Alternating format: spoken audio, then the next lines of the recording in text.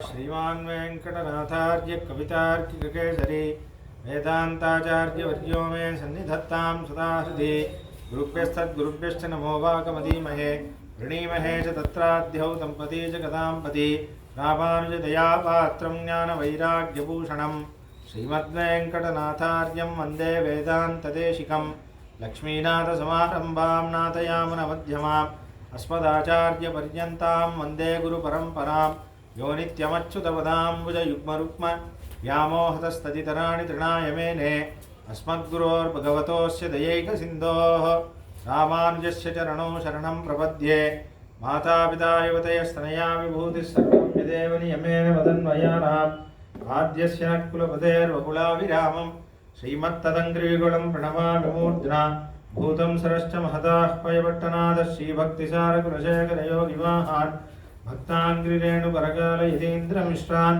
श्रीमत्पराङ्कुशमुनिं प्रणतोऽस्मि नित्यं पितामहस्यापि पितामहाय प्राचेतसादेशफलप्रदाय श्रीभाष्यकारोत्तमदेशिकाय श्रीशैलपूर्णाय नमो नमस्तात् कूजन्तं राम रामेति मधुरं मधुराक्षरम् आरुह्य कविताशाखां वन्दे वाल्मीकिकोकिलं वाल्मीकेर्मुनिसिंहस्य कवितावनचारिणः शृण्वन् रामकथानादं को नयाति परां गतिं यप्पिबन् सततं रामचरितामृतसागरम् अतृप्तस्तं मुनिं वन्दे प्राचेतसमकल्मषं गोष्पदीकृतवाराशिं मशकीकृतराक्षसं रामायणमहामालारत्नं वन्दे नीलात्मजम् अञ्जनानन्दनं वीरं जानकीशोकनाशनं कपीशमक्षहन्तारं वन्दे लङ्काभयङ्करम् मनोजवं मारुततुल्यवेगं जितेन्द्रियं बुद्धिमतां वरिष्ठं वातात्मजं वानरयूथमुख्यं श्रीरामदूतं शिरसा नमामि उल्लङ्घ्य सिन्धो सलिलं सलीलं यशोकवह्निं जनकात्मजायाः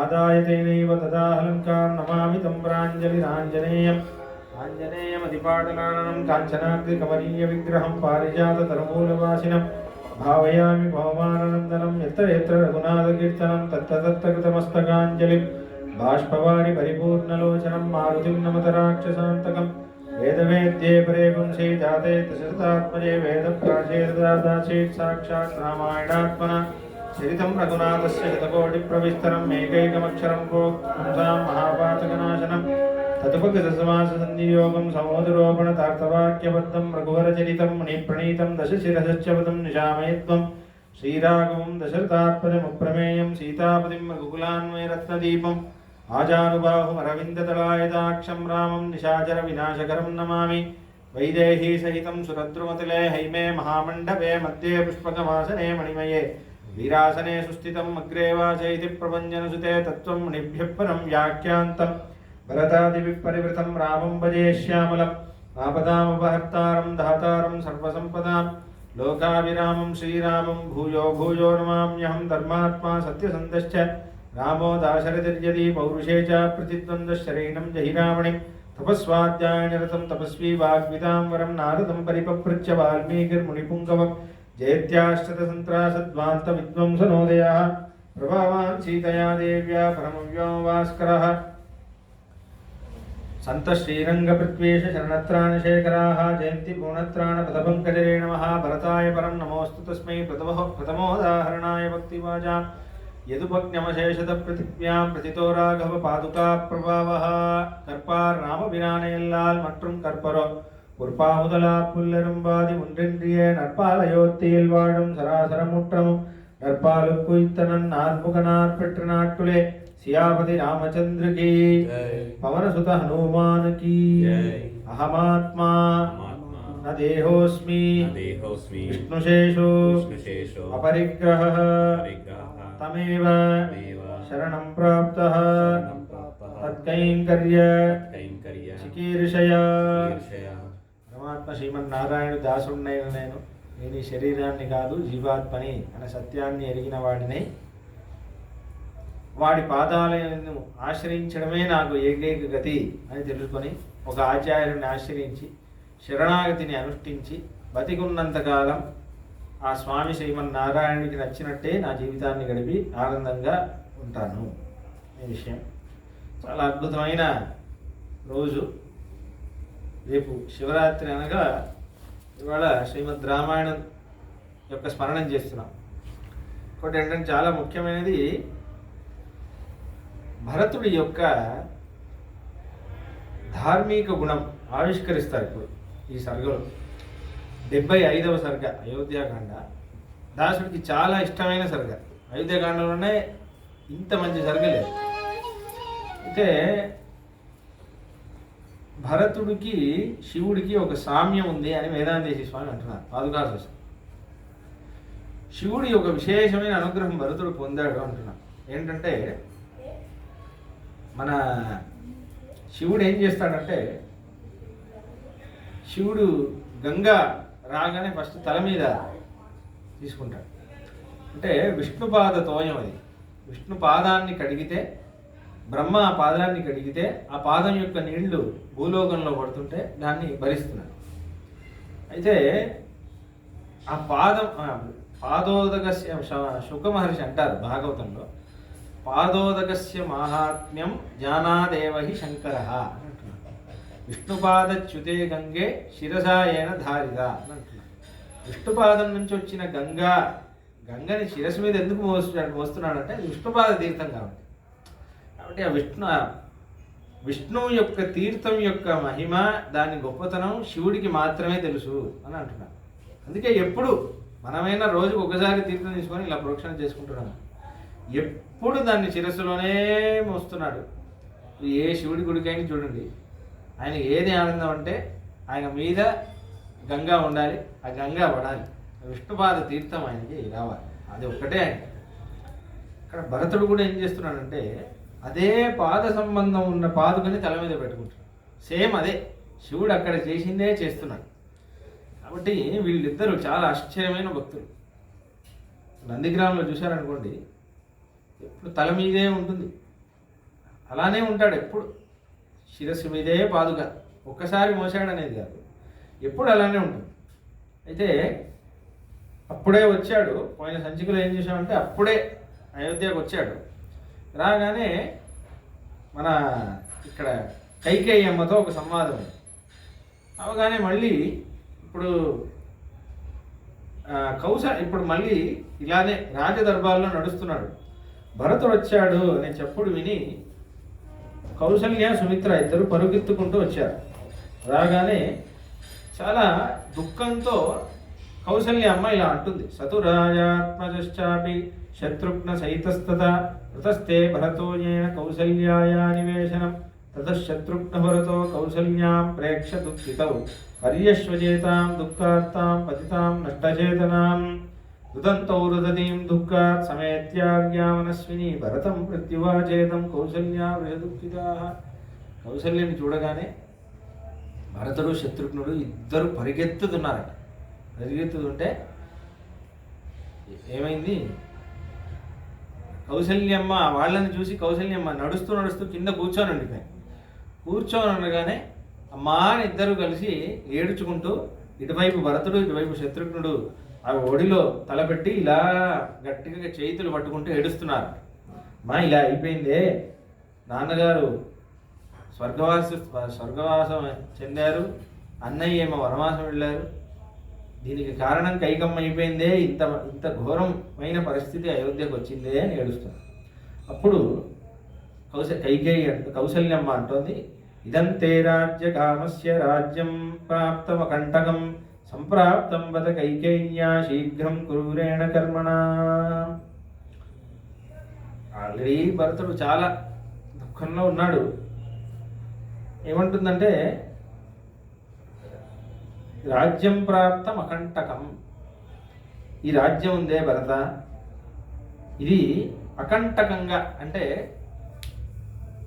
ఏమాత్రం ఎవరైనా అడ్డంకులు ఉన్నాయో చాలా తెలివిగా అడ్డంకులన్నీ పోగొట్టేసి సంప్రాప్తం శీఘ్రం చాలా తొందరగా ఏదో తొందరగా ఆయన్ని వనవాసం పంపించేయాలి, తొందరగా ఆయనని ఇది చేసేయాలి, ఇది ఉండకూడదు, ఆటంకులు ఏది ఉండకూడదని తొందరగా క్రూరేణ కర్మణ చాలా క్రౌర్య బుద్ధితో చేసిన, కైకేయి ద్వారా చేసిన ఇలా అయిపోయిన రాజ్యం ఏదైతే ఉందో ఇది నీదిరా, నువ్వు అనుభవించు అని.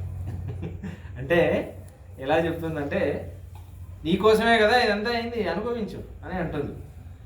ఇదంతే రాజ్య కామస్య, కామస్య చాలా ఆశపడ్డావు కదా, రాజ్యం కావాలని ఆశపడినట్టున్నావు, నీకు వచ్చేసింది, అనుభవించుకో అని అంటుంది.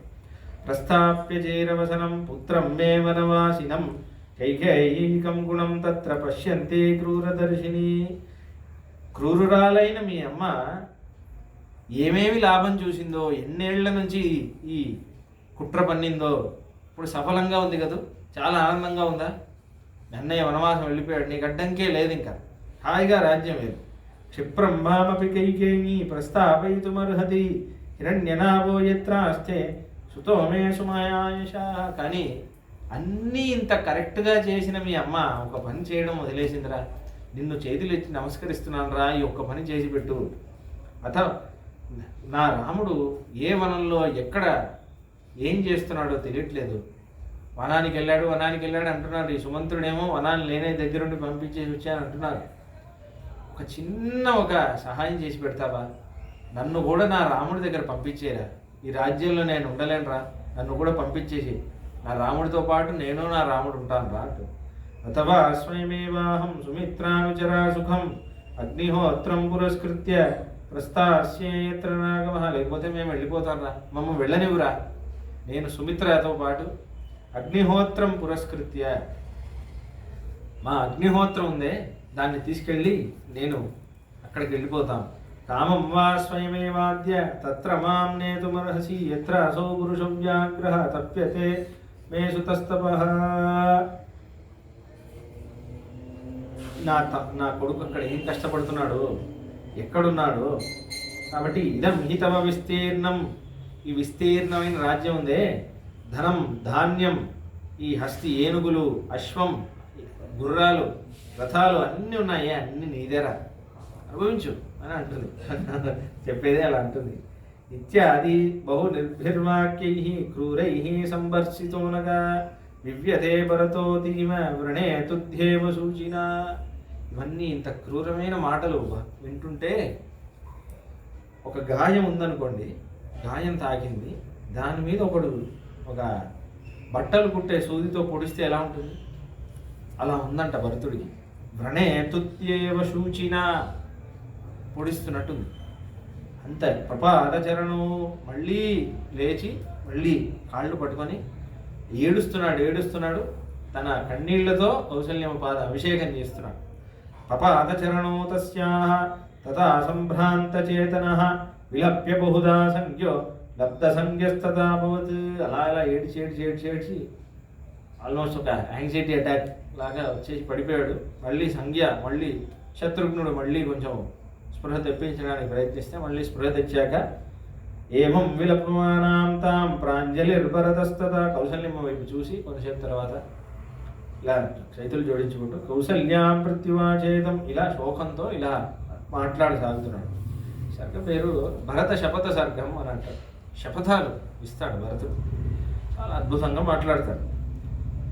ఈ భరతుడు మాట్లాడిన ఒక్క వాక్యం కూడా వదలకుండా వాల్మీకి చెప్తున్నాడు. ఇలా శపథం తిన్నాడు అని చెప్పేసి వదిలేయచ్చు, కానీ ఒక్క వాక్యం కూడా వదలట్లేదు. ఎందుకంటే వీళ్ళందరూ కౌసల్యమ్మ కానివ్వండి, భరతుడు కానివ్వండి, వీళ్ళందరూ మాట్లాడితేనే దాంట్లో ధర్మశాస్త్రం ఉంటుంది. చూశాం కదా, చూస్తున్నాం. కౌసల్యమ్మ మాట్లాడితే ధర్మశాస్త్రం ఉంటుంది, భరతుడు మాట్లాడితే సాధారణమైన మాటే, కానీ ఎంత ధర్మశాస్త్రంలో ఉన్న కొన్ని విషయాలన్నీ మీరు ఏ ధర్మశాస్త్రం చదివే అవసరం లేదు. ఒక్కసారిగా చదివారనుకోండి చాలు, మీకు అన్ని ధర్మాలు తెలిసిపోతాయి. ఏదేది మహామహా పాపమో అన్నీ చెబుతున్నాడు. ఆర్యేకస్మాదజానంతం గర్హసే మామకల్మషం.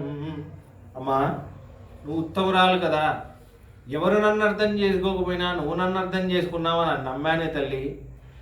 కస్మాదజానంతం, నా గురించి మర్చిపోయావమ్మా. శోకంలో నీ కొడుకుని కాదా నేను, నన్ను మర్చిపోయావా? మామకల్మషం, ఏ దోషం ఎరగనివాడినమ్మా నేను. విపులాంచమప్రీతం అమ్మా, అన్నయ్య యందు నా ప్రీతి విపులమైనది. అంటే ఏ దోషం ఒక చిన్న మరక కూడా లేనటువంటి ప్రేమమ్మ నాది.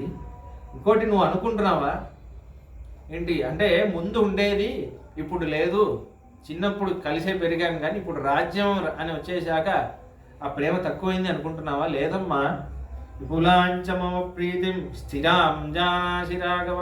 మా ఏమొచ్చినా నా ప్రేమ మా అన్నయ్య ఎందు నా ప్రేమ స్థిరంగా ఉంటుందమ్మా. ఎవరూ దాన్ని కదపలేరు. మా అన్నయ్య అంటే నాకు ప్రాణం.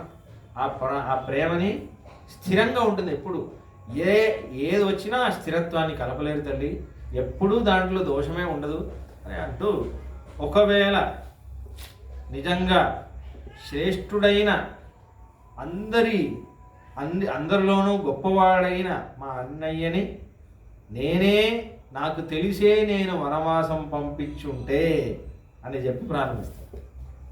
ఇప్పుడు శబదాలని ఈ పాపం నాకు రాని, ఆ పాపం నాకు రాని, అమ్మా నాకు తెలిసే నేను అన్నయ్యని వనవాసం పంపించుంటే, అమ్మా నాకు తెలిసే మా అన్నయ్య వనవాసం వెళ్ళుంటే, అమ్మా నా వల్లే మా అన్నయ్య వనవాసం వెళ్ళుంటే అనే వస్తుంది. యస్య అర్యోనుమతే గతః, యస్య అర్యోనుమతే గతః, యస్య అన్ని శ్లోకం అలానే ఉంది. 40 శ్లోకాలు ఉన్నాయి, 40-50 శ్లోకాలు. ఇంత అందంగా మాట్లాడతాడు.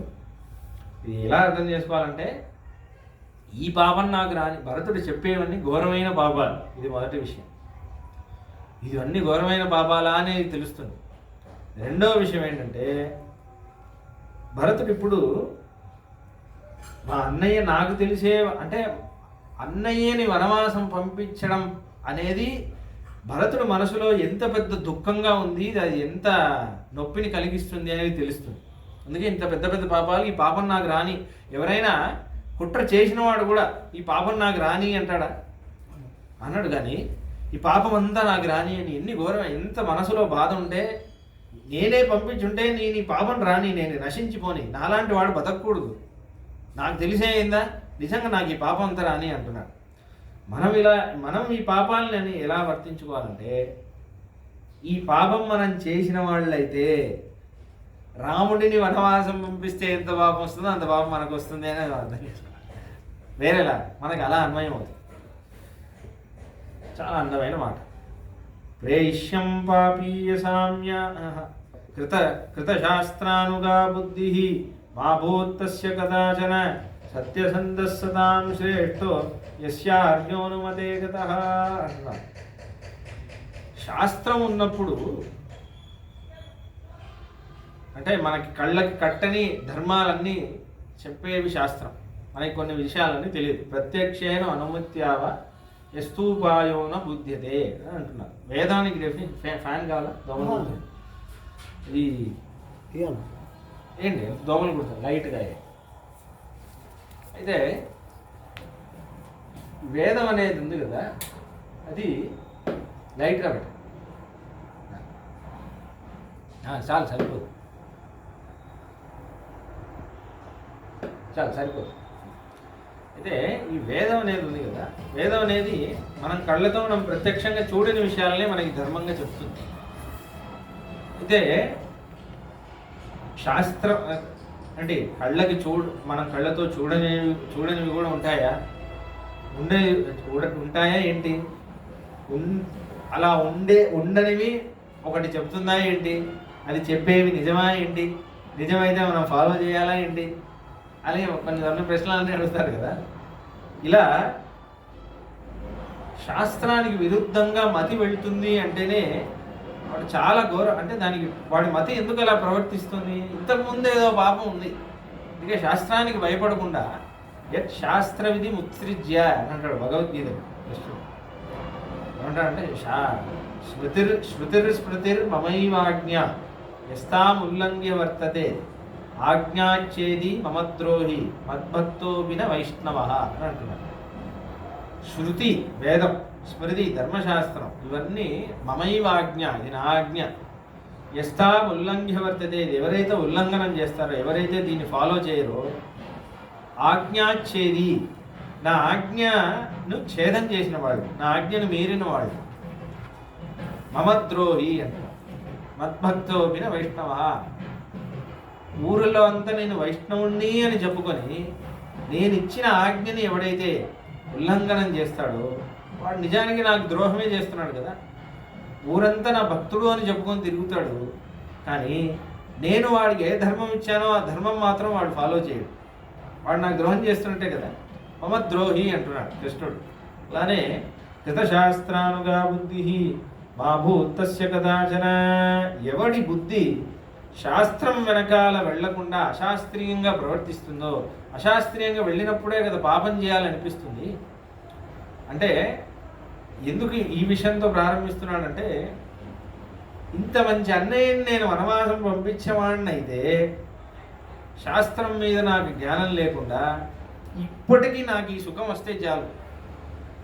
ఏంటి ఏం శాస్త్రం ఎవడు చూశాడు, వస్తే కూడా ఏమవుతుంది, ఇదంతా కట్టుకథలు అని చెప్పి అప్పటికి సుఖం అనుభవించి నేను చాలా బాగా తెలివిగా ఆడాను అని ఉంటాడు చూడండి.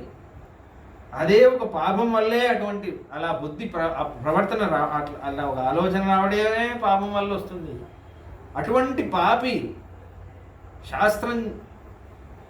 శాస్త్రం కాకుండా అశాస్త్రీయంగా బుద్ధి ప్రవర్తించి అదే పాపం వల్ల ప్రవర్తించి ఆ పాపం వల్ల ఇంకా ఎక్కువ పాపం చేసేవాడు ఎంత నశించిపోతాడో అటువంటి గతి నాకు రావుగాక అని అంటున్నాడు. నాకు తెలిసే నేను మా అన్నయ్యని వనవాసం పంపించుంటే శాస్త్రం పట్ల కాకుండా అశాస్త్రీయంగా అశాస్త్రీయ మార్గంలో వెళ్ళి బుద్ధి ఎవరికైతే చెడిపోతుందో, ఎవడు పతనం చెందుతాడో అటువంటి గతి నాకు కలుగుగాక అని అంటున్నాడు. నెక్స్ట్, ప్రైష్యం పాపీయ సామ్యాతం సూర్యం చ ప్రతిమేహతు.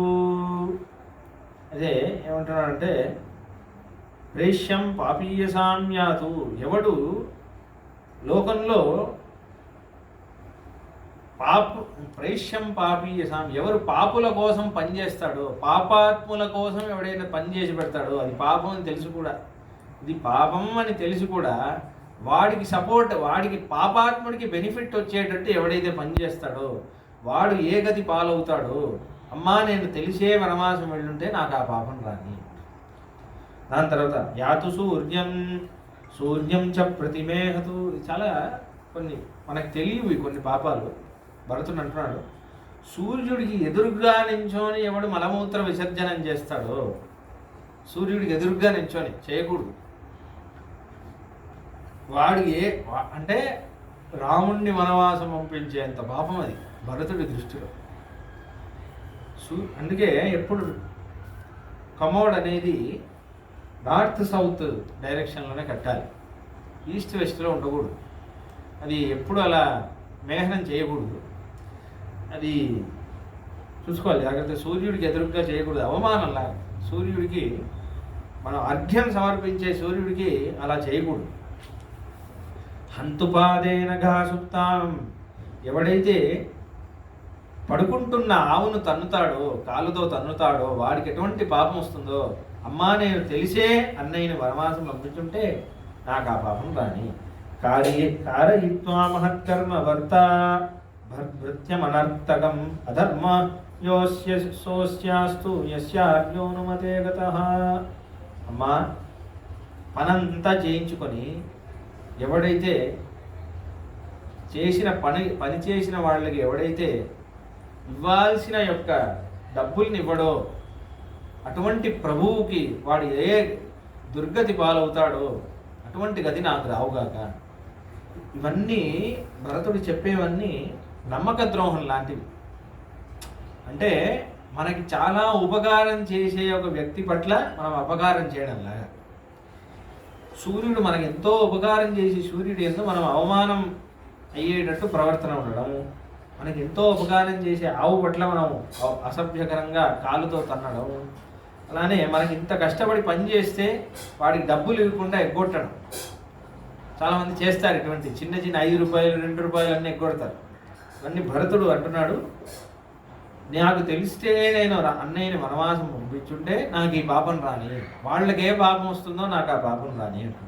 పరిపాలయమానస్య రాజ్యో భూతాని పుత్రవత్ తతస్తు దృక్యతాం పాపం యస్య అర్యోనుమతే గతః. తన పిల్లల్లాగా ఏ రాజు అయితే ఆ రాజ్యంలో ఉన్న పౌరుల్ని చూసుకుంటాడో అటువంటి రాజు పట్ల ఎవడైతే ద్రోహం చేస్తాడో వాడికి ఎటువంటి పాపం వస్తుందో ఆ గతి నాకు రాని అంటున్నాడు. రాజా అనేవాడు సాక్షాత్తు శ్రీమన్నారాయణుడి అంశం వాళ్ళలో ఉంది అని అంటున్నారు సాక్షాత్ దేవుడు. ఎందుకంటే శ్రీమన్నారాయణుడిలో ఉన్న తపస్సు కొంచెం వాళ్ళలో ఉంది కాబట్టి వాడు రాజుగా ఉండగలుగుతున్నాడు. కాబట్టి ఒక రాజుని ఎప్పుడు మనం ద్రోహం చేయకూడదు, వాళ్ళని చెప్పకూడదు, ద్రోహం కూడా చేయకూడదు, నమ్మక ద్రోహం చేయకూడదు. రాజు మనం బాగుండాలనే కదా మన కోసం ఏదో ఒకటి చేస్తాడు. మన సైడ్ నుంచి మనం ఎప్పుడు ఒక ద్రోహం చేయకూడదు. చేసిన వాడికి వాడు ఇట్లాంటి పతనం చెందుతాడో ఆ గది నాకు రాని. బలిషడ్భాగముద్ధృత్య నృపస్యారక్షితు ప్రజా అధర్మహ్యోస్య సోస్యాస్తు యస్యార్యోనుమతే గతః. 6వ భాగం అంటే రాజు గురించి అంటున్నాడు. ఎంత ట్యాక్స్ తీసుకోవచ్చు అని ఒక విషయం ఉంది. ఇప్పుడంతా 30%, 40% వేస్తున్నారు. 6th అందరి ఇన్కంలో 1/6 ట్యాక్సబుల్ ఇన్కమ్ అది ధర్మశాస్త్రంలో ఉంది. అయితే భరతుడు అంటున్నాడు 1/6 ఇన్కమ్ తీసుకొని ట్యాక్స్గా తీసుకొని ఆ ప్రజలకి ఏమీ చేయని వాడికి గతి, వాడు నరకానికి పోతాడో ఆ నరకం నాకు రాని అంటున్నాడు. అంతేకంటే నమ్మక ద్రోహం. ఈ రాజు ఏదైనా చేస్తాడని నమ్మే కదా ఇస్తున్నారు. ఇచ్చినప్పుడు వాడు చెయ్యకపోతే వాడికి నరకానికి పొందుతాడో, ఘోరమైన నరకాన్ని వాడు పొందుతాడో ఆ రాజు అనేవాడు, అటువంటి నరకం నాకు రాని. అంటే ఈ ట్యాక్స్ అనే విషయంలో చాలా విషయాలు ఉన్నాయి. అంటే 1/6 అనేది ట్యాక్సబుల్, కంపల్సరీ. అంతకంటే ఎక్కువ ట్యాక్స్ చేయకూడదు. అది మొదటి విషయం. రెండవ విషయం ఏంటంటే దీంట్లో అందరూ వర్తిస్తారు. నేను బిజినెస్, నేను శాలరీడ్ ఎంప్లాయీ ఇట్లాంటి ఏం లేదు. జనరల్లీ నాకేంటంటే బిజినెస్ వాళ్ళు ట్యాక్స్ సరిగ్గా కట్టరు. నేను చూస్తున్నాను వాళ్ళు ఏదో ఒకటి బిజినెస్ క్లాస్ కోసం ఏదో ఒకటి ఇన్కమ్ ప్రూఫ్ చూపించేసి ట్యాక్స్ ఎగ్గొట్టేస్తారు. ఆ 1/6 ఇన్కమ్ ఉంది కదా, దాంట్లో కూడా శాలరీడ్ వాళ్ళు కూడా చాలా ఈ మధ్య దాంట్లో చాలా లేనిపోని స్కామ్ అంతా చేస్తున్నారు. ఆలోచిస్తే ఈ CA చదివిన వాళ్ళే దానికోసమే ఉన్నారో ఏమో అనిపిస్తుంది. వాళ్ళు చదివిన చదువంతా అంత కష్టపడి చదివే చదువు ప్రభుత్వానికి అందవలసిన ట్యాక్స్ ఎలా అందకుండా ఉండాలో అనే కష్టపడి వాళ్ళు తెలివితేటలన్నీ దానికే వాడుతున్నారు కదా. తప్పు ఇదంతా. ఎందుకంటే మీరు అనుకోవచ్చు మీరు చాలా తెలివిగా ట్యాక్స్ ఎగ్గొడుతున్నారు అని, కానీ ఆ ధనం ఎప్పటికీ మీది కాదు. అది అలా మీరు కూడబెడితే కూడా అది పాపపు సొమ్మే కదా, అన్యాయంగా చేసినదే కదా. కాబట్టి ఇది ఎలాగో మీ దగ్గర ఉండదు. దేవుడు ఎలాగైనా లాగుతాడు దాన్ని. ఎందుకు లాగుతాడంటే మీ పాపం పోవాలి కదా. మీద కరుణ వల్లే లాగుతున్నాడు. ఎలా లాగుతాడంటే మీరు ఆ డబ్బుల వల్ల మీకు ఏదో ఫైనాన్షియల్ లాస్ అవుతుంది, ఏదో సైబర్ ఫ్రాడ్ అవుతుంది, లేకపోతే హాస్పిటల్లో ఖర్చు పెడతారు. ఆ బ్లడ్ టెస్ట్, ఈ బ్లడ్ టెస్ట్, అది ఇది అని ఏదో ఒకటి పోతుంది డబ్బులు. ఎందుకంటే పూర్వజన్మ కృతం పాపం వ్యాధి రూపేణ బాధ్యతే. వ్యాధి అలానే వస్తుంది. కాబట్టి ఇదంతా. ఇంకోటి ఏంటంటే చాలామంది ఏం చేస్తున్నారంటే పిచ్చోడి వారా నువ్వు ట్యాక్స్ కడుతున్నావా అని అంటున్నారు. అంటే బుద్ధి లేని వాడే ట్యాక్స్ కడతాడు అన్నట్టు అయిపోయింది. చాలా అంటే శాస్త్రంలో ట్యాక్స్ అనేది ఒక యజ్ఞం లాగా. యజ్ఞం మనం చేస్తే, మన కర్మయోగం మనం కరెక్ట్గా చేస్తే దానికి సంతోషించి దేవతలు మనకి వర్షం, పంటలు అవన్నీ ఇస్తారు. తింగళ్ ముమ్మారి పోయేది గోదావరి 3వ పాసనలు అంటుంది తిరుపాలలో. అదే విషయమే. మన ధర్మం మనం కరెక్ట్గా చేస్తే మనకి వర్షం అదంతా ఇస్తారు. ఈ ట్యాక్స్ కూడా అంతే. మనం ఇచ్చామంటే మనకి డెవలప్మెంట్గా గవర్నమెంట్ చేస్తుంది. గవర్నమెంట్ చేయట్లేదు, చేస్తుంది అనేది నువ్వు తీర్మానించకూడదు. నీ ధర్మం నువ్వు చెయ్యి. వాడు చేయకపోతే వాడి పాపం వాడికి వస్తుంది. నువ్వెందుకు పాపం చేస్తున్నావు? ఈ ట్యాక్స్ నువ్వు కరెక్ట్గా కట్టు కదా. కాబట్టి ఈ ట్యాక్స్ కట్టకుండా ఉండడానికి లోన్ పెట్టుకుంటారు. మనం అందరం అదే చేస్తున్నాం. ఎందుకు ట్యాక్స్ ఎందుకు ఇవ్వాలి, లోన్ పెట్టుకో ఏదైనా అంటే. అన్ని లోన్లు అయిపోతే అవసరం లేకపోయినా ఒక లోన్ నెత్తి మీద పెట్టుకుంటాం. ట్యాక్స్ కట్టకూడదు అని. ఎందుకు అంత ట్యాక్స్ మీద ఎందుకు అంత ఇది తెలియట్లేదు. అంత శాస్త్ర విరుద్ధం ఇదంతా కదా. ఎందుకు డబ్బులు వేస్ట్ అయిపోతుంది ఆ ట్యాక్స్. అది వేస్ట్ కాదు, ధైర్యంగా చెప్పాలి. కట్టడంలో తప్పేంటి? అదొక బాధ్యత. సాటి పౌరుడిగా ఒక బాధ్యత. అదే అంటున్నారు. చాలా ఇవన్నీ కొన్ని విషయాలు ఉన్నాయి కాబట్టి అందుకే అంటున్నాడు, బలి షడ్భాగముద్య నృపస్యారక్షితుం ప్రజా అధర్మయోస్య దోస్యాస్తు యస్యార్యోనుమతే గతః. 6వ భాగం పన్నుగా తీసుకొని ఏమాత్రం జనాలకి ఏమి ఉపకారం చేయని ఒక మహారాజాకి ఎటువంటి పాపం వస్తుందో ఆ పాపం నాకు రాని అంటున్నాడు. దీంట్లో ఒక విషయం ఏంటంటే,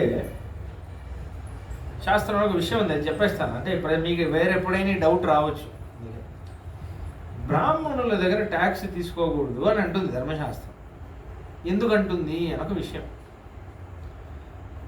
అంటే ఇప్పుడు బ్రాహ్మణులందరూ ట్యాక్స్ కట్టాలా వద్దా అంటే, అది బ్రాహ్మణ్య ధనం అయితే, అంటే వాడు బ్రాహ్మణ వృత్తి చేసి సంపాదించిన ధనం అయితే, ఇప్పుడు పౌరోహిత్యమో లేకపోతే వేదం నేర్పించడమో లేకపోతే శ్రీమద్ రామాయణం వాడు అలా వాడి జీవనాన్ని నడిపిస్తే అప్పుడు అది ట్యాక్సబుల్ ఇన్కమ్ కాదు. ఇప్పుడు అందరూ ఎవరు అలా లేదు, అందరూ జాబ్స్ చేస్తున్నారు కాబట్టి కట్టాల్సింది. ఇప్పుడు కూడా అటువంటి దానికి ట్యాక్స్ లేదు. మనం ఇంకా మంచి రోజుల్లోనే ఉన్నాం. ఇప్పుడు కూడా వైదిక కర్మలకి ఎవరు ట్యాక్స్ చేయట్లేదు, దాన్ని ట్యాక్సబుల్గా చేయలేదు ఇంకా. ఎందుకు అది ట్యాక్సబుల్ కాదు? ఎందుకు బ్రాహ్మణులు మాత్రం ఎందుకు స్వామి? వాళ్ళు కూడా మనుషులే కదా, అందరికీ ట్యాక్స్ వర్తిస్తున్నా అన్నారు కదా నేను ఇందాకే అన్నాను. ఏంటంటే విషయం, బ్రాహ్మణుడు డబ్బులు ఇచ్చినా ఇవ్వకపోయినా వాడి అనుష్ఠానంలో, వాడి గాయత్రి మంత్రంలో కొంచెం శక్తి, వాడి అనుష్ఠానంలో కొంచెం తపశ్శక్తి, వాడి ప్రతి అనుష్ఠానంలో, వాడి ప్రతి పుణ్యకర్మలో, వాడి జ్ఞానంలో, వాడి అనుష్ఠానంలో 6వ భాగం, వాడి పుణ్యంలో 6వ భాగం, వాడి వేద జ్ఞానంలో 6వ భాగం, వాడి భక్తిలో 6వ భాగం, అన్నీ వాడు ఇచ్చినా ఇవ్వకపోయినా రాజుకే చెందుతుంది అని ధర్మశాస్త్రం అంటుంది. 6th భాగం వీడు చేసే తపస్సు వల్ల రాజుకి వెళ్ళిపోతుంది. అందుకే ఒక మహారాజు అనేవాడు అంత నిర్భయంగా, అంత తపస్విగా వాడు ఒక అనుకుంటే ఆ పని ఎలా చేయగలుగుతున్నాడంటే, ఆ దేశంలో ఉన్న బ్రాహ్మణుల తపశ్శక్తి వాడికి 6వ భాగం వాడికి వస్తుంది. అందుకే వాడంత ఆ పదవిలో అంత నిర్ధారణంగా ఒకడు 15 ఏళ్ళు కూర్చోగలుగుతున్నాడు, అనుకున్నవన్నీ చేయగలుగుతున్నాడు అంటే ఆ తపశ్శక్తి. ఇది కాళిదాసు కూడా చాలా బాగా ఆవిష్కరిస్తాడు. అభిజ్ఞాన శాకుంతలంలో కశ్యప ప్రజాపతి ఆశ్రమానికి వెళ్తాడు. అక్కడే శకుంతల ఉంటుంది. శకుంతల ఉన్నప్పుడు అక్కడ వెళ్తున్నప్పుడు మిత్రుడితో వెళ్తాడు దుష్యంత మహారాజా. వెళ్ళినప్పుడు ఇక్కడ కశ్యప మహర్షి ఆశ్రమం ఉంది అనగానే రథం నుంచి దిగి కవచాలన్నీ ఇప్పేసి కిరీటం అంతా రథంలోనే పెట్టేసి ఒక దాసుడిలాగా వెళ్తాడు. వెళ్ళి నేను దర్శనం చేసుకొని వాడిని సేవించేసి వస్తానంటే వాడి మిత్రుడు ఒకడు అడుగుతాడు, ఏంటి నువ్వు మహారాజా, నీ రాజ్యంలో ఆయన ఒక సిటిజన్, ఆయన నేను రెస్పెక్ట్ చేయాలి కానీ నువ్వు రాజానా ఆయన రాజానా అంటే, అప్పుడు దుష్యంత మహారాజా చెప్తాడు, ఈ విషయం నీ విషయం అర్థం కావట్లేదు, వారు నాకు పెద్ద ఉపకారం చేస్తున్నారు, 6వ భాగం వాడి తపస్సు నాకు వస్తుంది, నా రాజ్యంలో వారు ఉండడం నాకు ఒక భాగ్యం, కాబట్టి వాళ్ళని నేను నమస్కరించి, ఎందుకంటే వారి తపస్సు వల్లే నేను రాజ్యం వెళ్ళగలుగుతున్నాను, నాకు ధార్మికంగా బుద్ధి వెళుతుందంటే ఇట్లాంటి మహానుభావులు ఉండడం వల్లే అని అంటున్నాడు. అలానే కాబట్టి బ్రాహ్మణుడు వాడు ట్యాక్స్ ఇలా ఇస్తాడు, నేను ఇవ్వను అనలేరు వాడు, అది శాస్త్రంలో రూల్, అది నచ్చినా నచ్చకపోయినా వెళ్ళిపోతుంది మహారాజాకి. కాబట్టి బ్రాహ్మణుడు చేయవలసింది ఏంటంటే వాళ్ళ అనుష్ఠానం వాళ్ళు కరెక్ట్గా చేస్తే ఆ దేశం బాగుంటుంది. దేశానికి వాళ్ళు చేయగలిగిన పెద్ద ఉపకారం ఏంటంటే వాళ్ళ ధర్మం వాళ్ళు కరెక్ట్గా చేయాలి. వాళ్ళు చేయవలసిన సంధ్యావందనం, వాళ్ళు చేయవలసిన వేదాధ్యయనం, వాళ్ళు చేయవలసిన ధర్మకార్యాలు, అగ్నిహోత్రం అదంతా కరెక్ట్గా చేస్తే చాలు. ఎవరెవరి స్వధర్మం వాళ్ళు కరెక్ట్గా చేస్తే అదే పెద్ద సర్వీస్ దేశానికి. అది చేయకుండా నేను అది చేస్తాను ఇది చేస్తాను, దేశాన్ని నేను అది చేస్తాను, ఇవన్నీ కాదు. నీ స్వధర్మం నువ్వు కరెక్ట్గా చేస్తున్నావా అంతే. కాబట్టి ఇలా ఏ రాజు అయితే ట్యాక్స్ తీసుకొని ఆ జనాలకి ఏం చేయడో వాడికి ఎటువంటి పాపం వస్తుందా, అమ్మా నాకు తెలిసే మా అన్నయ్య నేను వనవాసం పంపించుంటే నాకు ఈ పాపం రాని అమ్మా అని అంటున్నాడు భరతుడు. నెక్స్ట్ శ్లోకం. సంసృజ్యత తపస్విభ్యః సత్యేవైయజ్ఞదక్షిణం తాం చాపలపతాం పాపం యస్యార్యోనుమతే గతః. నేను సత్రయాగం చేస్తాను, అశ్వమేధ యాగం చేస్తాను, వాజపేయి యాగం చేస్తాను, ఈ పూజ చేస్తాను, ఆ పూజ చేస్తాను అని పెద్ద పెద్ద బ్రాహ్మణులందరినీ పిలిపించి, మహర్షులందరినీ పిలిపించి, తపస్సులందరినీ పిలిపించి, వాళ్ళు కష్టపడి ఎన్నో రోజులు దీక్షతో యజ్ఞం, యాగం, క్రతువులన్నీ నిర్మాణం చేస్తే డబ్బులు ఇవ్వకుండా, సరి అయిన దక్షిణ ఇవ్వకుండా ఎగ్గొట్టేవాడు ఉన్నాడే, వాడికి ఎటువంటి పాపం వస్తుందో, వాడు చేసేది నమ్మకద్రోహం. అటువంటి పాపం నాకు రానియమ్మా, నేను తెలిసే మా అన్నయ్యని వనవాసం పంపించుంటే నాకు ఇటువంటి పాపం రాని అని అంటున్నాడు. ఈ దక్షిణ అనొక విషయం ఉంది కదా, చాలా అద్భుతమైన విషయం. అంటే దక్షకరణి అని పేరు. దక్షకరణి అంటే శక్తిని ఇచ్చేది అంటాం. ఏం శక్తి అంటే దక్షిణ ఇచ్చేవాడికి, దక్షిణ తీసుకునే వారికి ఇద్దరికి ఒక శక్తి ఇస్తుంది. దక్షిణ ఇచ్చేవాడు ఈ ఫలితం, ఈ ఏదైతే యజ్ఞం చేశారో ఆ యజ్ఞాన్ని వాడు దక్షిణ ఇచ్చి దాన్ని తీసుకుంటాడు. అందుకే పూజా సాద్గుణ్య సిద్ధ్యర్థం అతస్థే ప్రతిగృహ్ణతే పూజనాంతే హిరణ్యంచ తస్మై దేయం స్వశక్తిత అన్యతా పూజకస్యైవ తత్ర పూజా ఫలం భవేత్ అని పాంచరాత్రంలో ఒక విషయం ఉంది. దీన్ని యామునాచార్యుల వారు తీవి మనకు చూపిస్తుంది. ఇప్పుడు ఒక అర్చన అని చేస్తున్నాను అనుకోండి గుళ్ళో, అర్చన ఆయన 108 మంత్రాలు చెబుతాడు. ఓం కృష్ణాయ నమః, ఓం కమలనాథాయ నమః. అది చేయడం వల్ల కొంచెం పుణ్యం వస్తుంది, కొంచెం పాపం తొలుగుతుంది. ఇప్పుడు ఆయనే కదా చేసింది. కానీ మీరు ఆయనకి ఎంతో కొంత దక్షిణ ఇస్తే ఆ ఫలితం దేవుడు మీకు ఇస్తాడు. మీరు ఇవ్వలేదంటే ఆ ఫలితం ఆయన దగ్గరే ఉంటుంది.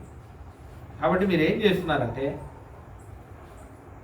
మీరు ఒక దక్షిణ వల్ల ఫలితాన్ని మీ దగ్గరకు వచ్చేటట్టు మీరు చేస్తున్నారు. అందుకే దక్షిణ అనేది చాలా ముఖ్యం. దక్షిణ అనేది ఎంత ముఖ్యం అంటే దక్షిణ లేకపోతే యజ్ఞం పూర్తి అవ్వదు. ఎలాంటిది చాలా ఒక ఆశ్చర్యమైన విషయం ఉంది వేదంలో.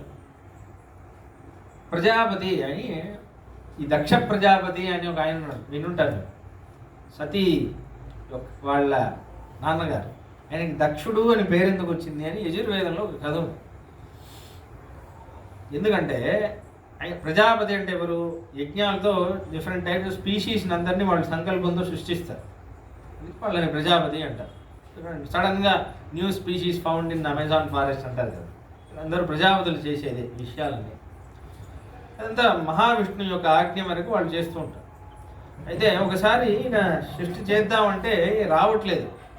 సరే ఈయనకి తపస్సు తగ్గిందేమో అని ఏదో యజ్ఞం చేయడం ప్రారంభించాడు. యజ్ఞం చేశాక కూడా ఏమి అవ్వట్లేదు, ఈయన అనుకున్న ఫలితం రావట్లేదు. అయితే ఈయన ఏం చేశాడు? దక్షాయత్వ దక్షిణాం ప్రతిగృహ్ణామి అని అన్నాడు. తన ఎడమ చేతితో దక్షిణ బంగారాన్ని తీసుకొని, ఓ బంగారమా, నాకు దక్షత్వం రావడానికి, నాకు ఎలిజిబిలిటీ రావడం కోసం నిన్ను నా దక్షిణ హస్తంలో నేను తీసుకుంటున్నాను అన్నాడు. అని చేయంగానే సృష్టి చేయగలిగాడు. అంటే ఆ దక్షిణ అంటే చేసేది ఆయనే, ఆయనే చేస్తే కూడా ఆయన చేతి నుంచి ఆయన చేతికే ఆయన దక్షిణ ఇవ్వాలి.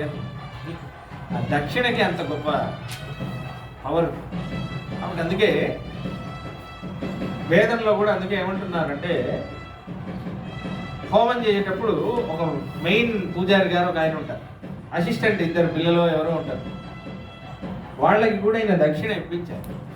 దక్షిణ ఇప్పిస్తే ఏమవుతుందంట, ఒకరోజు వీళ్ళే యజ్ఞం చేసేంత స్థితికి ఆ దక్షిణ తెచ్చిపెడుతుంది.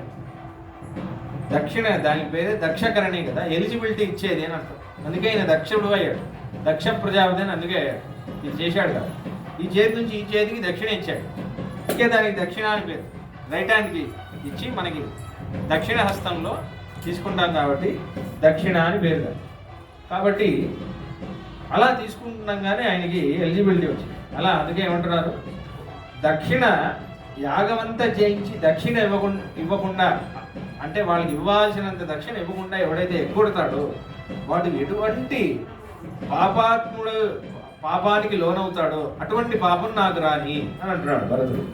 దాని తర్వాత హస్తశ్వరద సంవాదే యుద్ధే శస్త్రం సమాకులే మాస్మకార్షీ సదాం ధర్మ యస్య అర్జునుమతే గతః. అమ్మా, ఒక ఘోరమైన యుద్ధం జరుగుతున్నప్పుడు రెండు సైన్యాల వల్ల గుర్రాలు, ఏనుగులు, రథాలు, సైన్యం ఇదంతా ఉండి కూడా ఎవడైతే అధర్మంగా యుద్ధం చేసి కుట్ర పన్ని యుద్ధాన్ని గెలుస్తాడో వాడు ఎటువంటి పాపానికి లోనవుతాడో నాకు తెలిసే మా అన్నే రాముణ్ణి నేను వనవాసం పంపించుంటే ఈ ఘోరమైన పాపం నాకు రాని తల్లి అని అంటున్నాడు కౌశల్యదేవి. దాని తర్వాత ఉపదిష్టం సుసూక్ష్మార్థం శాస్త్రం యత్నేన ధీమత సనాశయతు దుష్టాత్మ యస్య అర్జునుమతే గతః. గురువు గారు ఇది చాలా రహస్యమైన ఉపదేశం రా, నీకు ఇది నేర్చుకోవడానికి నీకు అర్హత వచ్చింది కాబట్టి నీకు నేర్పిస్తున్నాను, ఇది చాలా జాగ్రత్తగా పెట్టుకో, అర్హత లేని వాళ్ళకి ఇది నేర్పించకు అని ఒక రహస్యమైన మంత్రాలన్నింటినీ నేర్పించితే కొంచెం మాత్రం శ్రద్ధ లేకుండా ఆ మంత్రాలన్నీ బహిర్గతం చేస్తాడే వాడు ఎటువంటి ద్రోహం, గురువు ద్రోహం చేసిన వాడు అవుతాడో అటువంటి పాపం నాకు రాని, మా అన్నయ్య నేను వనవాసం పంపించుంటే అంటున్నాడు. చాలా పెద్ద ద్రోహం. ఇప్పుడంతా మైక్లో, క్యాసెట్లో, సీడీలో, బుక్లో ఇదంతా రాసేస్తున్నారు మంత్రాలని. మంత్రానికి శ్లోకానికి తేడా ఉంది. శ్లోకం అనేది ఎవరైనా చదవచ్చు, మంత్రం అనేది అది అందరూ చెప్పలేరు, దానికి ఒక అర్హత ఉండాలి. ఈ మంత్రానికి ఇంత అర్హత ఉంటేనే ఇన్నిసార్లు వాడు ఈ జపం చేసిన వాడిని ఇన్నిసార్లు ఎవరికి ఏ మంత్రం ఇవ్వాలి ఇదంతా ఉంది, చాలా నియమాలన్నీ ఉన్నాయి. కాబట్టి అలా చేస్తేనే ఇస్తారు, అందరికి ఇవ్వరు. ఉదాహరణకి హయగ్రీవ మంత్రం ఒక మంత్రం ఉంది. ఆ మంత్రం జపం చేస్తే విపరీతమైన జ్ఞానం సిద్ధి అవుతుంది. కానీ ఆ మంత్రం జపం చేయాలంటే ఇన్ని కోట్ల సార్లు గాయత్రి మంత్రం జపం చేయాలి. కాబట్టి అలా ఒక్కొక్క మంత్రానికి ఎన్నో ఉంది. ఉపనయనం చేసేటప్పుడు గాయత్రి మంత్రం ఉపదేశం చేస్తారు బ్రాహ్మణుడికి. ఆ గాయత్రి మంత్రం నాన్న ఉపదేశం చేయాలి అని ఉంది. ఆ నాన్న గాయత్రి మంత్రం ఉపదేశం చేయాలంటే కొడుక్కి నాన్నకి ముందు దాని తపస్సు ఉండాలి కదా. 12 లక్షల సార్లు వాడు గాయత్రి జపం చేయాలి అని ఉంది. 1 ఇయర్ ఇదే పనిగా, నెక్స్ట్ ఇయర్ కొడుక్కి ఉపనయనం అంటే 1 ఇయర్ నాన్న 12 lakh టైమ్స్ గాయత్రి జపం చేయాలి. చేస్తేనే కొడుకు ఉపదేశం చేయగలడు. లేకపోతే అడగాలి, మీకు అంత చేశారా, లేదంటే పక్కన కూర్చోండి, వేరే వాళ్ళు వచ్చి ఉపదేశం చేయాలి. అలా చేస్తేనే సిద్ధి కలుగుతుంది. ఇప్పుడంతా అనురాధ పౌడ్వాల్ క్యాసెట్ పెట్టుకొని అందరు చెప్పేస్తున్నారు గాయత్రి మంత్రం. అది స్వరమే కాదు, గాయత్రి మంత్రం స్వరమే అది కాదు. ఇప్పుడు వేరే ఏదో ఒక ట్యూన్లో పాడుతున్నారు, దాని వెనకాల మ్యూజిక్, మృదంగం అంతా వేసేసారు. గాయత్రి మంత్రం అనేది అలా చెప్పకూడదు.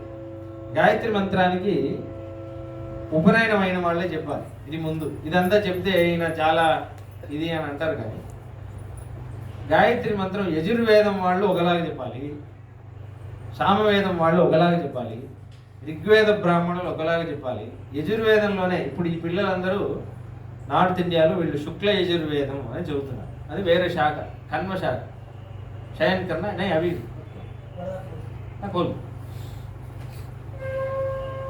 వీళ్ళందరూ కన్వ శాఖ చదువుతున్నారు. ఇక్కడ దక్షిణ భారతంలో తైత్రీయ శాఖ అని చదువుతారు. వాళ్ళు చెప్పే గాయత్రి మంత్రం వేరేలా ఉంటుంది, మనం చెప్పే గాయత్రి మంత్రం వేరేలా ఉంటుంది. ఇలా అన్ని నియమాలన్నీ ఉన్నాయి. కాబట్టి కొన్ని మంత్రాలన్నీ ఇది చెప్పకూడదు అని తెలియదు చాలామందికి, అన్నీ చెప్పేస్తున్నారు. అలా దీంట్లో ఒక దౌర్భాగ్యకరమైన విషయం ఏంటంటే రామానుజాచార్యుల వారే మంత్రాన్ని అందరికీ ఇది చేశారు అని రామానుజాచార్యుల వారి మీదే అంటున్నారు. సుసూక్ష్మార్థం అన్న విషయం అంటే రామానుజాచార్యుల వారు తిరుకోష్టి గుడి మీద ఎక్కి అందరికీ అష్టాక్షర మంత్రం ఇచ్చారు అంటున్నారు. అష్టాక్షర మంత్రం ఇవ్వలేదు, మంత్రం యొక్క అర్థమే చెప్పారు. మంత్రం యొక్క అర్థం చెప్పవచ్చు, మంత్రం చెప్పకూడదు అంతే. తిరుపావేలు కూడా చాలా మంత్రం యొక్క అర్థాలు నేను చెప్పాను, కానీ మంత్రం ఎక్కడా చెప్పలేదు. అదే మన సంప్రదాయం. మంత్రం తెలుసుకోవాలంటే మళ్ళీ దానికి దీక్ష మొదలైనవన్నీ ఉన్నాయి. తీసుకున్నప్పుడు అది గురుముఖంగా రావాలి అదంతా. కాబట్టి రామానుజాచార్యుల వారి చరిత్రలో అటువంటి ఒక ఘటన అంటే గుడి పైన ఎక్కారు అనేది కూడా లేదు. దానికి తెలిసినంత వరకు గుడి పైన ఎక్కారు అని ఎక్కడుందో ఎవరికైనా తెలిస్తే నాకు చూపిస్తే నేను సంతోషపడతాను.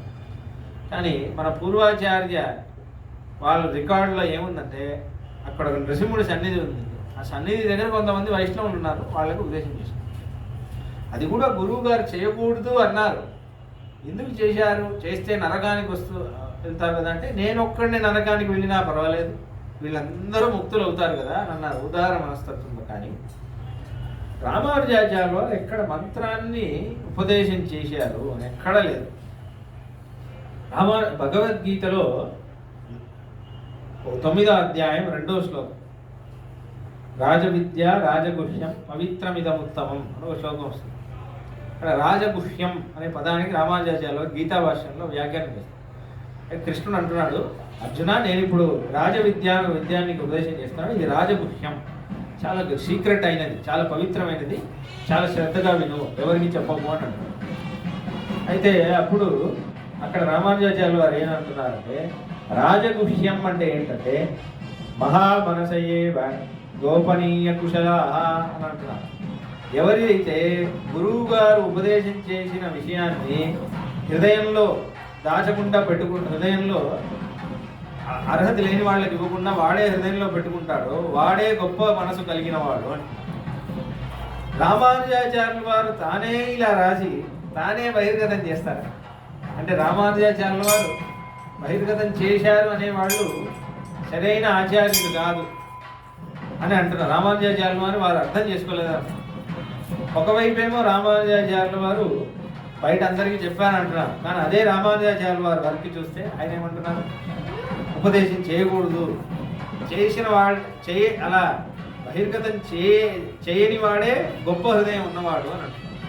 కాబట్టి ఇక రామాయణం అంటే రామానుజాచార్యుల వారికి చాలా ప్రాణం అంటున్నారు. రామాయణంలోనే విషయం ఉంది కదా. కాబట్టి రామానుజాచార్యుల వారు ఎక్కడ మంత్రాన్ని బహిర్గతం చేయలేదు, ఎందుకంటే అది పెద్ద పాపం. మాచతం యూఢ బాహ్వంసం చంద్రభాస్కర తేజసం ద్రాక్షీద్రాజస్థమాసీనం యస్యార్యోనుమతే గతః. సూర్యుడు చంద్రుడు లాంటి తేజస్సు కలిగిన మా అన్నయ్య యొక్క పట్టాభిషేకాన్ని ఎవరైతే చూడరో వాళ్ళు ఎటువంటి పాపాత్ములో, ఎటువంటి దౌర్భాగ్యకరమైన వాళ్ళు, అటువంటి దౌర్భాగ్యం నాకు కలుగుగాక నాకు తెలియజే. నేను మనకు అట్లాంటి ఒక దౌర్భాగ్యం ఉంది కదా, మన రాముడి పట్టాభిషేకం మనప్పుడు మనం లేవు. కాబట్టి భరతుడి హృదయంలో ఏముంది చూడండి, రాముడి పట్టాభిషేకం ఎవరు చూస్తారో వాళ్ళే గొప్పవాళ్ళు. భరతుడు చూశాడు కదా. కాబట్టి నాకు తెలిసే నేను వనవాసం పంపించుంటే నాకు అటువంటి గతి రాని అని అంటున్నారు. ఎవరైతే రాముడి పట్టాభిషేకం చూడలేదో వాళ్ళు ఎటువంటి దౌర్భాగ్యలో నాకు అటువంటి దౌర్భాగ్యం రాని. పాయసం త్రిసరం చాగం వృథా సోష్ణాదుర్ధృణః గురుం చాపి అవజానాతు యస్యార్యోనుమతే గతః. చాలా వివిధ రకాలైన వంటలన్నీ చేసి ఇంట్లో పాయసం చేశాను, బజ్జీ చేశాను, వడ చేశాను, స్వీట్ చేశాను, కీర్ చేశాను, అన్నీ చేశాను. ఇవన్నీ చేసి దేవుడికి సమర్పించకుండా, పెద్దవాళ్ళకి సమర్పించకుండా ఎవడైతే తింటాడో వాడు ఎటువంటి ఘోరమైన పాపానికి లోనవుతాడో అటువంటి పాపం నాకు రాని అంటాడు. ఎందుకంటే మీకు ఆహారం చేయడానికి పదార్థాలను ఎవడిచ్చాడు? కృష్ణుడే కదా తెచ్చింది. కృష్ణుడే అంటున్నాడు విషయం. యజ్ఞశిష్టాశినస్సంతో ముచ్యంతే సర్వకిల్పిషై అంటున్నాడు భగవద్గీతలో. యజ్ఞశిష్టం ఎవరైతే నాకు నివేదనం చేసి ఆ ప్రసాదాన్ని ఎవడైతే తింటాడో వాడే సంతుడు, వాడే మంచివాడు. ఎవడైతే నాకు నివేదనం చేయకుండా తన రుచి కోసం తింటాడో గుంజతేతే త్వగం పాప, వాడు ఒక్కొక్క మెతుకుకి పాపాన్నే తింటున్నాడు. ఎందుకు ఇలా అంటున్నాడు కృష్ణుడు? తనకి నివేదనం చేయాలి అని కృష్ణుడికి అంత ఇష్టమా? అన్ని నాకు సమర్పించి తిను అంటే కృష్ణుడు అంత స్వార్థపరుడా అంటే అది కాదు విషయం. కృతజ్ఞత మర్చిపోయిన వాళ్ళుగా మనం అయిపోతాం. ఇచ్చింది కృష్ణుడే కదా. నువ్వు కృష్ణుడికి సమర్పించకపోతే నువ్వు మనసులో ఏమనుకుంటున్నావు? ఇది నాది అని అనుకుంటున్నావు. ఇది నాది అని నువ్వు ఎప్పుడైతే అనుకుంటావో నీకు నీ శరీరం మీద కూడా నీకు ధ్యాస ఉండదు.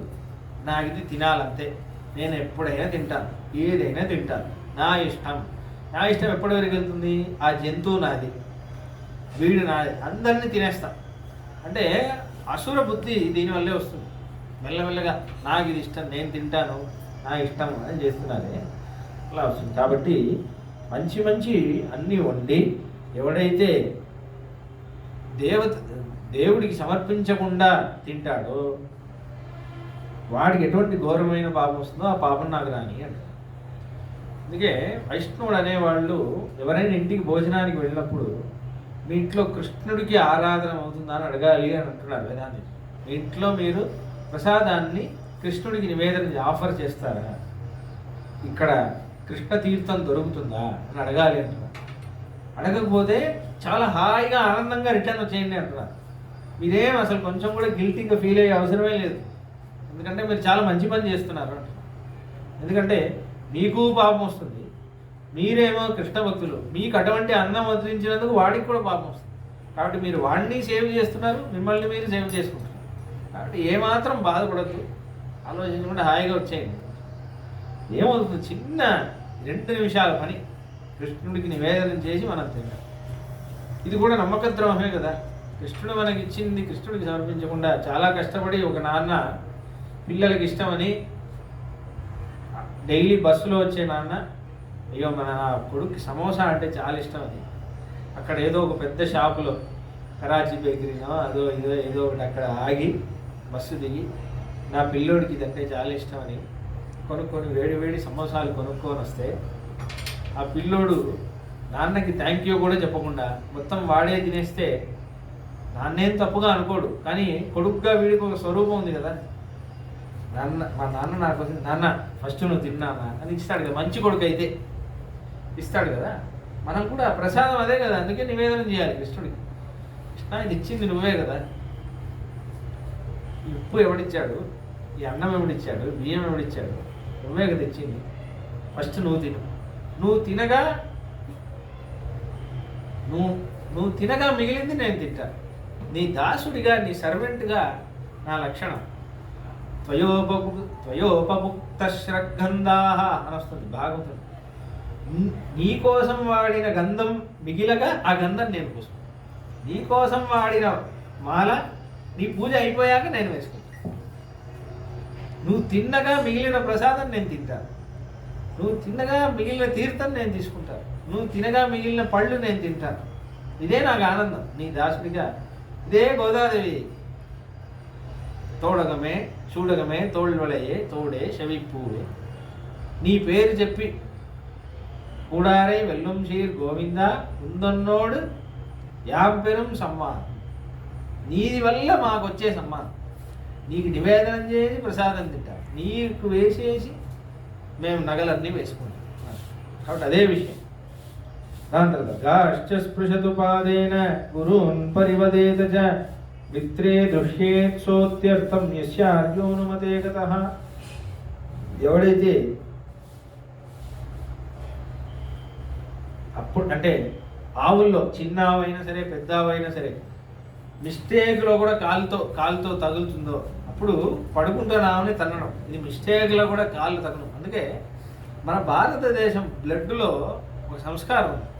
చిన్న పిల్లోడికి కూడా ఒక బుక్ ఇలా తగిలింది అనుకోండి, వాడికే తెలియకుండా ఇట్లా అంటాడు. ఈ రక్తంలోనే ఉంది ఈ సంస్కారం. వేరే ఏ దేశంలో ఎవరికీ లేని ఒక సంస్కారం. పెద్దవాడు తాగింది అనుకోండి ఇలా అది చాలా పెద్ద పాపం. గురువు పరివదేద, గురువు నింద చేసేవాడు. ఎక్కువ మాట్లాడతాడైనా, ఆయనకి ఇది ఉంది అది ఉంది అని గురువు గురించే వేరే వాళ్ళ దగ్గర నిందన చేసేవాడు.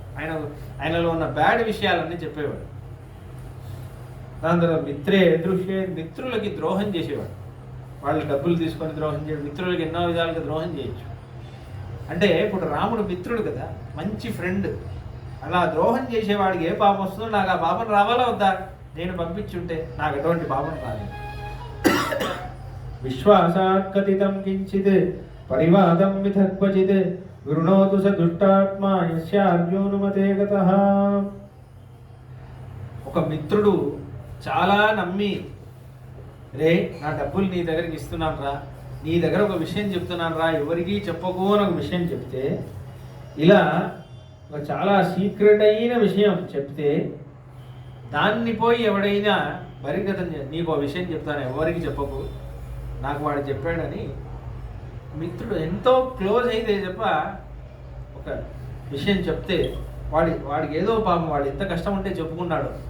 అటువంటి ఒక విషయాన్ని ఎవడైతే బహిర్గతం చేస్తాడో పెద్ద నమ్మక ద్రోహం ఉంది, మిత్రద్రోహం ఉంది. నాకు తెలిసిన ఒక అమ్మాయి ఆశ్చర్యం వేసింది. జనరలీ అంటే శాస్త్రంలో అమ్మాయిలు సీక్రెట్ మెయింటైన్ చేయలేరు అని, వాళ్ళ దగ్గర సీక్రెట్స్ మెయింటైన్ చేయలేరు అని ఉంది శాస్త్రం. అంటే ఎవరికి చెప్పకు అని చెప్పేస్తారు, ఒకరికైనా చెప్తారు జీవితంలో. అలా ఆవిడ ఇంకో అమ్మాయికి చెప్తుంది, ఆవిడ ఇంకో అమ్మాయికి చెప్తుంది. అది తిరిగి మన దగ్గరకే వస్తుంది. నీకు తెలుసా ఎవరికి చెప్పొద్దు, ఎవడైతే చెప్పాడో వాడికి దగ్గరగా వస్తుంది అలా. కాబట్టి కానీ ఒకసారి ఏమైందంటే ఆ టైంకి ఒక అమ్మాయి ఏదో కష్టంలో ఉండగా ఏదో ఒక రహస్యం చెప్పింది, ఇంట్లో ఫ్యామిలీ విషయం చెప్తే. అంటే మా ఆవిడ వాళ్ళ ఫ్రెండ్స్లో ఇలా అయిందంట. మా ఆవిడ ఒకసారి చెప్పింది నాకు. అయితే మంచి ఇద్దరు ఫ్రెండ్స్ విడిపోయారు. ఏ విషయం అంటే ఈ మూడో ఫ్రెండ్ ఈ రెండు బెస్ట్ ఫ్రెండ్స్లో ఒక అమ్మాయికి ఒక విషయం చెప్పింది. ఈ అమ్మాయి ఈ ఫ్రెండ్ని అడిగింది, నువ్వు నాకు చాలా క్లోజ్ కదా, ఆ అమ్మాయి నీకు ఏ సీక్రెట్ చెప్పిందో నాకు చెప్పు అని అడిగింది. ఈ అమ్మాయి చెప్పింది, నన్ను నమ్మి ఒక రహస్యం చెప్పింది, నేను నీకు చెప్పను, నువ్వు నా బెస్ట్ ఫ్రెండ్ అయినా. దానికోసం వీళ్ళిద్దరు మాట్లాడుకోవడం మాది ఇలా అయింది అని నాకు చెప్పింది. ఇది చాలా గొప్ప విషయం. నువ్వు నాతో మాట్లాడకపోయింది శాస్త్రం. నమ్మి ఒక విషయం చెప్పినప్పుడు అది చెప్పకూడదు. కాబట్టి నువ్వు కావాలంటే దాన్ని తీర్చిదిద్దు, మంచిదా చెడ్డదా అని తీర్చిదిద్దు. అంటే వాడు అన్యాయమైన ఒక విషయం చెప్తే అప్పుడు ఆలోచిద్దాం అది ఎలా చేయాలి. అప్పుడు కూడా వాడికి చెప్పాలి, నువ్వు చేసేది తప్పు, వీళ్ళకి చెప్పాల్సిందే అని నేను చెబుతున్నాను అని వాళ్ళని అడిగే చెప్పాలి. లేకపోతే నువ్వు చెప్పు అని అడిగి చెప్పాలి అని అది మిత్రద్రోహంలో వస్తుంది. అటువంటి ఒక గొప్ప ఘోరమైన పాపం నాకు రాని అంటారు. అకర్తా చాకృతజ్ఞశ్చ చిత్త ఆత్మానిరపత్రపః లోకే భవతు విస్పృష్టో యస్యాన్యోనుమతే గతః.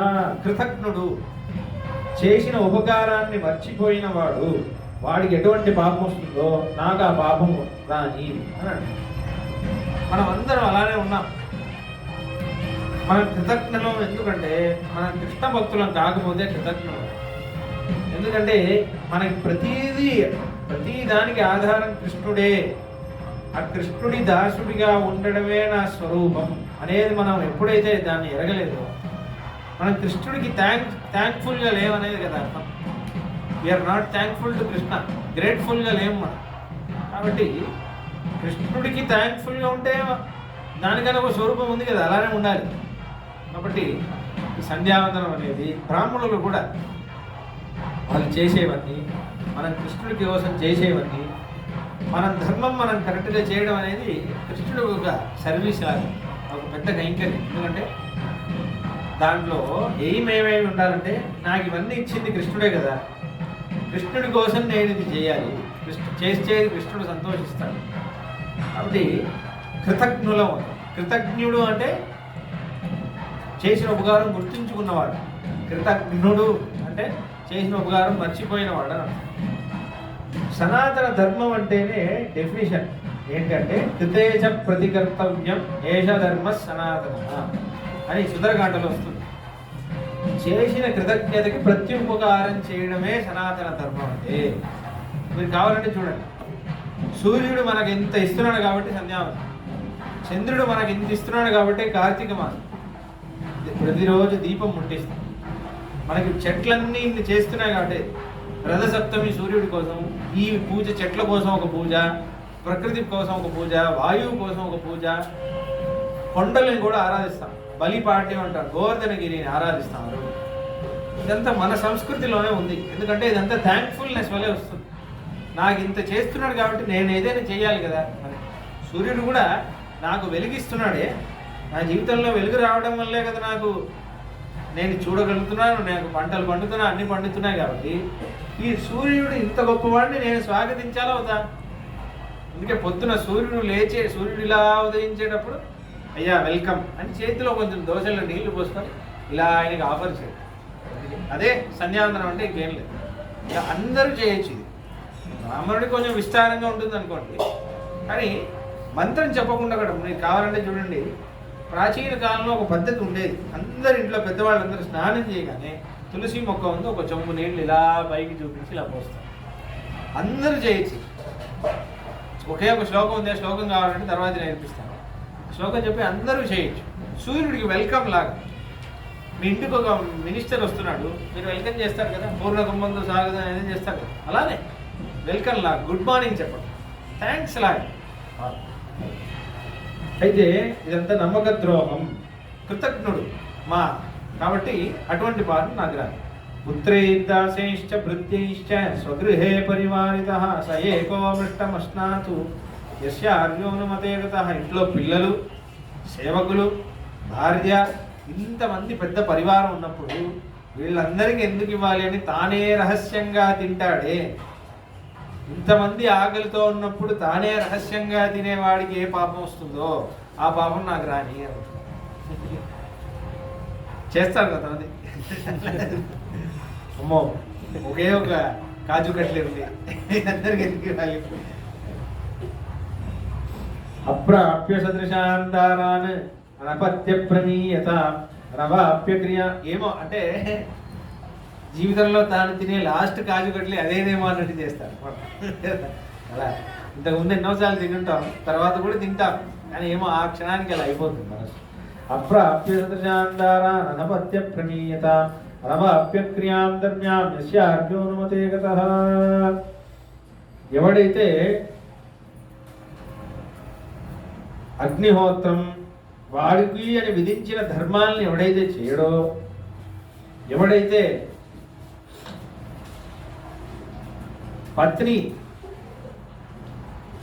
పత్నితో సంతోషించడో, అటువంటి వాడికి ఏం పాపం వస్తుందో అటువంటి పాపం నాకు రాని. చేయవలసిన పనులు ధర్మకార్యం చేయడం, అది మొదటిది. ధారాన్ అనపత్య ప్రమీయత, వచ్చిన భర్తతో వచ్చిన భార్యతో సంతోషంగా లేకుండా ఏదోటి అంటూ ఉండడం. ప్రతిరోజు నీలో ఈ దోషం ఉంది, ఆ దోషం ఉంది, ఇది ఉంది, అది ఉంది, వాళ్ళని అవమానం చేస్తూ ఉండడం. అదొక నమ్మక ద్రోహం లాంటిది. ఎందుకంటే మనల్ని నమ్మే కదా వాళ్ళు పెళ్లి చేసుకున్నారు, భార్య అయినా భర్త అయినా. మనస్సంతతిం ద్రాక్షీత్ స్వేషు ధారేషు దుఃఖితః ఆయుస్సమగ్రముప్రాప్య యస్య అర్యోనుమతే గతః. ఎవరైతే పెళ్ళాడిన పెళ్ళాని ముఖాన్ని చూడడో, నువ్వంటే నాకు ఇష్టం లేదు అంటాడు, పిల్లల్ని మాత్రం బాగా కనేసి వాళ్ళ ముఖం కూడా చూడకుండా వాళ్ళని పెంచడం పట్ల కానీ వాళ్ళని పోషించడం పట్ల కానీ ఏమాత్రం శ్రద్ధ బాధ్యత పరుడుగా ఉండడో, వాడికి ఎటువంటి ఘోరమైన పాపం వస్తుందో, ఎటువంటి ద్రోహాన్ని వాడు చేస్తున్నాడు. అమ్మా, నేను తెలిసే మా అన్నయ్యని వనవాసం పంపించుంటే నేను అటువంటి పాపాత్ముడిగా అవని.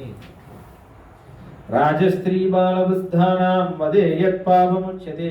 రాజుని ఎవడైతే వధం చేస్తాడో, స్త్రీని ఒక ఆడదాన్ని ఎవడైతే వధం చేస్తాడో, చిన్నపిల్లల్ని ఎవడైతే చంపుతాడో, వయసైన వాళ్ళని ఎవడైతే చంపుతాడో, ఇటువంటి ఘోరమైన పాపాలను ఎవడైతే చేస్తున్నాడో వాడికి ఎటువంటి పాపం వస్తుందో ఆ పాపం నాకు రాని చేస్తున్నారు. ఇంకా ఆడవాళ్ళని చంపుతున్నారు, వృద్ధుల్ని చంపుతున్నారు, ఆస్తి వస్తుంది అని వింటున్నాం కేసు. చిన్నపిల్లల్ని చంపేస్తున్నారు. వీడు ఫలానా కులానికి చెందినవాడు అని, ఫలానా మతానికి చెందినవాడు అని చెప్పేస్తున్నారు.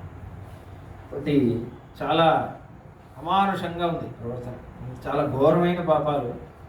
భరతుడు పోయి ఇటువంటి పాపం నాకు రాని అంటున్నాడు అని ఆశ్చర్యంగా ఉంది. మనం ఇలా మాట్లాడతాం, అసలు నాకు తెలిసే వనవాసుడు నాకు ఈ పాపం రాని అని. ఎంత ఘోరమైన పాపాలు అని మనకి గుర్తు చేయడానికి వాల్మీకి మహర్షి అందుకే స్ట్రెస్ చేస్తున్నాడు ఈ సర్గ మీద.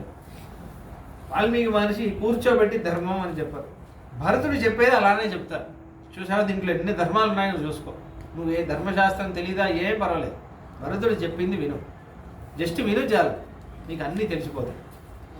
లాక్షయా మధుమాంసేన లోహేన చ విషేణ చ సదైవ బిభ్రయాత్ భృత్యాన్యస్య అర్యోనుమతే గతః.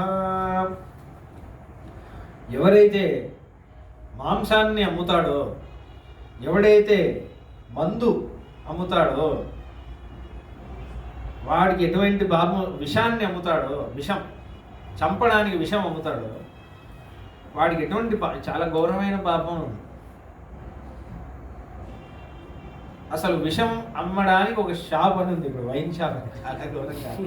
ధర్మశాస్త్రంలో మందు వైన్ అమ్మేవాడిని తాగేవాడిని దానికి మనం ఏమంటున్నారంటే వాడు ఏదైతే తాగుతాడో దాంతోనే ఒక కాలువ నిర్మాణం చేసి అది మొత్తం పొంగేంత వరకు దాన్ని కాచి ఎవడెవడు తాగుతున్నాడో అందరినీ దాంట్లో తోసేయమంటున్నాడు. అదే శిక్ష, రాజా ఆ శిక్ష వేయాలి అంటున్నాడు. ఒక ఆయన వచ్చాడు ఒకసారి గుడికి, స్వామి నేను బిజినెస్ చేయాలనుకుంటున్నాను, నాకు ఏదైనా పూజ ఉంటే చెప్పండి. ఏం బిజినెస్ అని అడిగాను. మాది family business, liquor business. Liquor business అనేది పాపం, నువ్వు ఏదో చేద్దాం అనుకుంటున్నావు, సరే నువ్వు వేరెవరిదైనా నా చేతితో, నా ధర్మశాస్త్రంలో పాపం అని తెలిసాక నేను ఆ పూజ, కృష్ణుడిని నేనేలా అడగాలి, వీడికి బిజినెస్ బాగుండని అని కదా, అది పాపం. పాపం అని ఉంది. పాపం చేయడానికి నేనే హెల్ప్ చేస్తే ఇలా అవుతుంది. అది మొదటి అదే చెప్పాడు కదా, ప్రేష్యం పాపి సామ్యాతు అన్నాడు కదా. తాడి కూడా అందులోనే వస్తుంది, తాడి వస్తుంది, కానీ దాంతో వేరే యూజెస్ ఉన్నాయి. దాన్ని మనం మాదక ద్రవ్యంలో అంటే దాన్ని మనం తాగి ఎంజాయ్ చేసి ఇది అవడానికి వాడుతున్నాం, కానీ దాంతో కొన్ని మంచి విషయాలు కూడా, అది ఔషధంలో ఒక ఇది, ఆయుర్వేదంలో కూడా కొన్ని విషయాల్లో కళ్ళు యూజ్ చేయమని చెప్పారు కొన్ని విషయాల్లో, అట్లాంటి దానికి యూజ్ చేయాలి. కానీ అది ఈ మధ్య అది ఒక దానివల్ల ఒక మత్తు వచ్చేసి అలా ఎవరో అంటున్నాడు ఇప్పుడు, అదేంటి దాంట్లో కూడా ఎన్నో మా ఒకసారి డ్రైవర్ వెళ్తుంటే క్యాబ్లో వాడికి కథలన్నీ చెప్తున్నాడు నాకు. అది ఏంటి, అది తాగామంటే సైకిల్ ఎక్కడో పెట్టేసి అది తాగడానికి వస్తాడు, అది తాగాక సైకిల్ ఎక్కడ పెట్టా, అది మళ్ళీ దిగిందంటే సైకిల్ ఎక్కడ పెట్టాడో మర్చిపోతాడు, మళ్ళీ అది తాగాకే వాడికి గుర్తొస్తుంది అంటున్నాడు. ఏమో కలుపుతారు అది అంటున్నారు. పాపం ఇదంతా, చాలా పాపం. ఎందుకంటే చెడగొడుతున్నారు కదా మంచి సొసైటీని, వాడు శ్రద్ధగా ఉంటే వాడిని చెడగొడుతున్నారు. కాబట్టి ఇదంతా పాపం ఉంది. లోహం అని కూడా ఉంది, ఐరన్ అనేది. అంటే బ్రాహ్మణుడు ఐరన్ మొదలైనవన్నీ అమ్మకూడదు, మెటల్స్ అంటే ఐరన్ అమ్మకూడదు. అది మిగతా వాళ్ళు అమ్మొచ్చు, ఎందుకంటే ఐరన్ లేకపోతే కాదు, కానీ ఇక్కడ బ్రాహ్మణుల గురించి అనేది. కాబట్టి ఇటువంటి పాపాలన్నీ చేసేవాడికి ఏ పాపం వస్తుందో ఆ పాపం నాకు రాని అంటున్నాడు. సంగ్రామే సముపోడే చ శత్రుపక్ష భయంకరే పలాయమానో మధ్యేత యస్య అర్జునుమతే గతః. అయితే ఎవరైతే యుద్ధ భూమిలో దేశం మొత్తం వీడి మీదే ఆధారపడి ఉన్నప్పుడు యుద్ధం చేయకుండా యుద్ధ భూమిలో నడిచొచ్చేసేవాడిని, యుద్ధం చేయకుండా వచ్చేసేవాడిని, ఒకడు ఇలా వెనకాల యుద్ధం చేయకుండా వెళ్ళేవాడిని వాడెవడైతే చంపుతాడో, ఇద్దరికి ఎటువంటి ఘోరమైన పాపం వస్తుందో ఆ పాపం నాకు రాని అని అంటున్నారు. చాలా ఘోరమైన పాపం ఇది. ఎందుకంటే ఒకసారి ఏమైంది, ఢిల్లీలో తిరుక్కుడనారాయణ స్వామి వారు ఢిల్లీ వేయించేసినప్పుడు అప్పుడు ప్రెసిడెంట్, ప్రైమ్ మినిస్టర్, చాలా ఇండియన్ ఆర్మీ వాళ్ళు కూడా చాలా మొక్కడానికి వచ్చారు. అప్పుడు నేను చెప్పేది ఒక 40-50 ఇయర్స్ బ్యాక్ అయినప్పుడు ఆండవ స్వామి అన్నారు, నేను సన్యాసిని, కానీ సన్యాసి అంటే త్యాగం చేసిన వాడు అని అర్థం, సంసారం మొత్తం త్యాగం చేసిన వాడు. కానీ నా త్యాగం ఏం లేదయ్యా మీ త్యాగం ముందు అని అన్నారు తిరుపతి. మీరు దేశం మొత్తం మీ వల్లే కదా, ఒకటి ఇంటిలో వాడు అక్కడ బార్డర్లో వాడు ఉన్నాడనే ధైర్యంతోనే మనం పండగలు చేసుకుంటున్నాం, యజ్ఞాలు చేస్తున్నాం. ఇప్పుడు మనం శ్రీమద్ రామాయణం చెప్తున్నాం, అన్నీ మీ వల్లే కదా, మీరు చేసి త్యాగం ముందు మాది త్యాగం కాదయ్యా, మీరే దేశానికి నిజమైన హీరోస్ మీరే అని అన్నారు.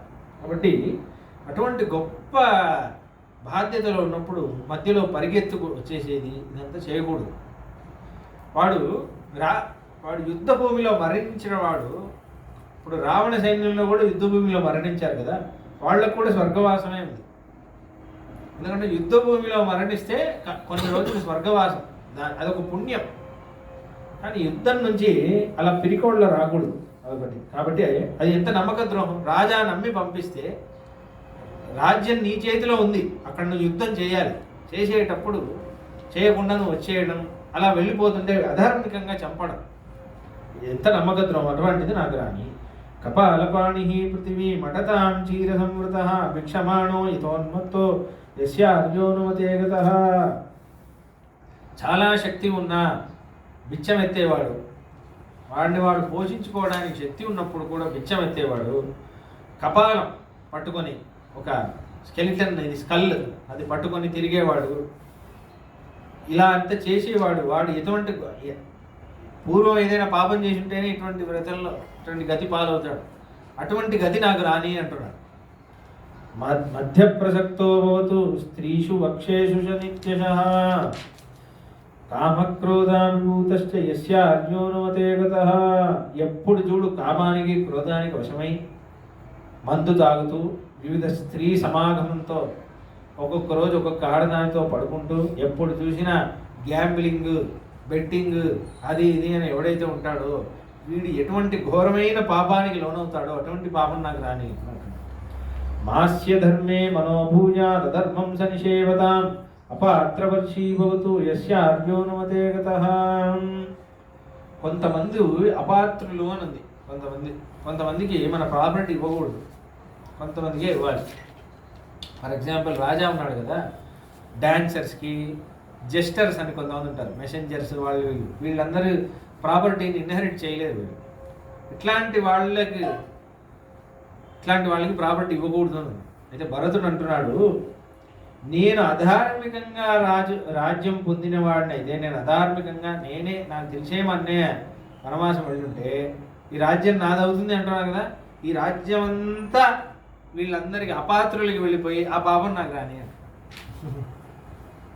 మొత్తం అందరికీ ఎవరెవరికి అర్హత లేదో వాళ్ళు కూడా ఈ రాజ్యాన్ని అనుభవించి అదే అంటారు కదా, ఏమంటారు, పాపపు సొమ్ము పరుల పాలు అంటారు, వేరే వాళ్ళకి వెళ్ళిపోతుంది. అలానే అదే చెప్తున్నాడు ఇక్కడ. మనం గుర్తుపెట్టుకోవాలి, మనం కూడా ఫ్యామిలీలో ప్రాపర్టీ కోసం కొన్ని ఇవన్నీ చేసే ప్రాపర్టీ మీద మోహంతో మనం ఎక్కడెక్కడో గొడవలు లేవు, అది పాపం సొమ్మే. తర్వాత ఏమవుతుంది, ఎవడో కొట్టేస్తాడు ల్యాండ్ని, మాఫియా కబ్జా చేసేస్తాడు. ఇది చాలా సంచిత్తాన్యస్య విత్తాని వివిధాని సహస్రశః దస్యుభిర్విప్రలిప్యంతాం యస్య అర్జోనుమతే గతః. ఎవరైతే కష్టపడి కూటి సేవించి ఒకడు కష్టపడితే ఒకే రాత్రి ఎవడైతే దొంగలించుకొని మొత్తం కొట్టేసి తీసుకెళ్తాడో వాడికి అయితే ఘోరమైన పాపం వస్తుందో ఆ పాపం నాకు రాని. ఉభే సంధ్యేషయానస్య యత్పాపం పరికల్ప్యతే తచ్చ పాపం భవేత్ తస్య అర్జోనుమతే గతః. ఉభే సంధ్యే, పొద్దున సంధ్యాకాలం 5:30 to 6:30 AM, సాయం సంధ్యాకాలం 5:30 to 6:30 PM. ఈ కాలంలో శయానస్య, ఎవరైతే పడుకుంటారో వాళ్ళకి ఏమాత్రం ఘోరమైన పాపం వస్తుందో ఆ పాపం నాకు రాని అంటున్నారు. ఎందుకంటే సూర్యోదయ వేళ, సూర్య అస్తమన వేళ, వాళ్ళు చెప్పాను కదా, సూర్యుడిని వెల్కమ్ చేయాలి, సూర్యుడిని సెండా చేయాలి అక్కడే ఆ కాలంలోనే. అందుకే ఆ టైంలోనే మళ్ళీ ముఖం కడుక్కొని విష్ణు సహస్రనామ పారాయణం చేస్తారు. సాయంకాలం పొద్దునేమో ఆ టైంలోనే అనుష్ఠానం అంతా చేస్తారు. ఆ టైంలో ఎవడైతే పడుకుంటాడో 4 విషయాలు చేయకూడదు అన్నారు. పడుకోకూడదు, తినకూడదు, ఆ టైంలో వేదం కూడా చదవకూడదు, వేదాధ్యయనం చేయకూడదు ఆ టైంలో. దాని తర్వాత సంగమించకూడదు, భార్యాభర్తలు సంగమించకూడదు. సంధ్యావేళ ఈ 4 పనులు చేయకూడదు. ఆయు క్షీణం అవుతుంది, ఆరోగ్యం చెడిపోతుంది, జ్ఞానం చెడిపోతుంది, పాపం వస్తుంది, 4 అవుతాయి. కాబట్టి ఈ 4 చేయకూడదు. ఈ విషయం వల్లే గోదాదేవి 10 పాసరాల్లో సఖీమణులు లేపినప్పుడు పుల్లం చిలంబినగాన్ చూసావా, ఆ పక్షులు లేచాయి చూసావా, సూర్యోదయం అయింది చూసావా, ఇంకా పడుకోని ఉన్నావే. ధర్మశాస్త్ర విషయమే. ఇక్కడ వ్యాఖ్యానంలో ఇదే, అక్కడ తిరుపా వ్యాఖ్యానంలో మన ఆచార్యులు ఈ శ్లోకమే కోట్ చేశారు. ఉభే సంధ్యే శయాన, వాల్మీకి రామాయణం నుంచి, ఉభే సంధ్యే శయానస్య యత్పాపం పరికల్ప్యతే. ఆ పాపం అంటే ఎంత ఘోరమైన పాపం చూడండి. భరతుడు అంటున్నాడు, రాముణ్ణి వనవాసం పంపించినంత పాపం అది. కాబట్టి యదగ్నిదాయకే పాపం యత్పాపం గురుతల్పగే మిత్రద్రోహే జయత్పాపం తత్పాపం ప్రతిబద్ధతాం. ఒకళ్ళ ఇంటికి నిప్పంటిస్తే, ఫైర్ యాక్సిడెంట్కి వీడు కారణమైతే ఎంత గొప్ప పాపమో అంటున్నారు కదా చాలామంది. కొంతమంది కావాలని ఫైర్ యాక్సిడెంట్ చేస్తున్నారు. నేను చదివాను అగ్రికల్చర్ ఒక ఆయన, చాలా అగ్రికల్చర్ ఇండస్ట్రీలో చాలా డీప్గా ఒక ఆయన, నాకు తెలిసిన ఆయన ఏమన్నారంట, పెద్ద పెద్ద బిజినెస్ మ్యాన్ వాళ్ళందరూ కలుసుకొని డిసైడ్ చేస్తారు, పెద్ద మినిస్టర్స్ చేయకుండా ఉంటుందంట, ఈ ఇయర్ ఈ ఫార్మర్ ఈ సీడ్ పండించే ఈ పంట పండించే ఫార్మర్ లాస్ అవ్వాలి అని వాళ్ళు ముందే తీర్మానం చేస్తారు. కలిసి వాడి పంట అంతా చెడగొడతారు. ఎందుకంటే పంట గాలి ఏంటంటే అక్కడ ఒక ఇండస్ట్రీ పెట్టాలి అని. అది పెద్ద పాపం. ఇది వాళ్ళందరూ చాలా కష్టపడతారు. అదే చెప్తున్నాను, ఇప్పుడు తెలివిగా ఆడాను అనే ఉంటుంది, చాలా ఘోరంగా పాపం అనుభవిస్తారు వీళ్ళందరూ. ఇంకా అంటున్నారు, గురువు పడుకునే పరుపులో పడుకోవాలి. ఎందుకంటే గురుపత్ని పడుకునే ఒక పరుపులో మనం పడుకోవచ్చా? పడుకోకూడదు. అంత ఘోరమైన పాపం అది, దాంట్లో పడుకోనే కూడదు. మిత్రద్రోహం అనేది 3 సార్లు చెప్పారు ఇందాక. దేవతానాం పితॄణాం చ మాతా పిత్రోస్తతైవ చ మాస్మకర్షీత్స శుశ్రూషాం యస్యార్యోనుమతే గతః. దేవతల శుశ్రూష, దేవతల సేవ చేయనివాడు, పితృలకి శ్రాద్ధం మొదలైనవి చేయనివాడు, మాతాపితృలు అమ్మా నాన్నలు బతికుండగా వాళ్ళ సేవ చేయనివాడు, వీళ్ళందరూ ఎటువంటి ఘోరమైన పాపానికి లోనవుతారో. శుశ్రూష అంటే ఏంటంటే, శుశ్రూష అంటే వాళ్ళు పిలిస్తే ఉన్నాను అని చెప్పి వెంటనే పరిగెత్తుకుంటూ సేవ చేయడం అని శుశ్రూష అంటే. పిలవగానే అని చెప్తాడు వెంటనే, 2-3 సార్లు 4-5 సార్లు పిలిస్తే కాదు, ఎంత తొందరగా పలికి ఆ సేవ చేస్తాడో. మా అమ్మ ఇలానే అరుస్తుంది ఎలానే అన్నట్టు కాకుండా, శుశ్రూష అంటే వినడానికి ఎప్పుడెప్పుడు నా పేరు పిలుస్తారా అని ఎదురు చూస్తూ ఉంటాడే వాడిని, దాన్ని శుశ్రూష అంటారు. నార్మల్గా చేయడాన్ని సేవ అంటారు. ఏం చేయాలి అడిగడిగి చేయడాన్ని కైంకర్యం అంటారు. ఎప్పుడెప్పుడు నన్ను పిలుస్తారా అని సేవ చేసేదాన్ని శుశ్రూష అంటారు. ఇలా అమ్మా నాన్న శుశ్రూష చేయని వాడికి ఏ మాత్రం ఘోరమైన పాపం వస్తుందో ఆ పాపం నాకు రాని తల్లి అంటున్నాడు. సతాం లోకాత్ సతాం కీర్త్యా సజ్జుట్టాత్ కర్మణస్తతః దృశ్యస్తు క్షిప్రమధ్యేవ యస్యార్యోనుమతే గతః. ఎప్పుడు లోకంలో అందరూ ఒకరిని కీర్తిస్తున్నారు, అందరూ వాడిని ప్రశంసిస్తున్నారు. సడన్గా ఒకరోజు వాడి నిందన అయిపోతాడు. ఎప్పుడు ఆ ప్రశంస పొందనంత నింద వాడికి వచ్చేస్తుంది. అందరూ థూ అనుముతారు. ఏదో ఒక ఘోరమైన పాపం చేస్తే తప్ప వాడికి అటువంటి పరిస్థితి రాదు కదా, ఆ పరిస్థితి నాకు రాని అని. అపాస్య మాతృశుశ్రూషామనర్థే సోవతిష్ఠతాం దీర్ఘబాహుర్మహావక్ష యస్యార్యోనుమతే గతః. ఎవరైతే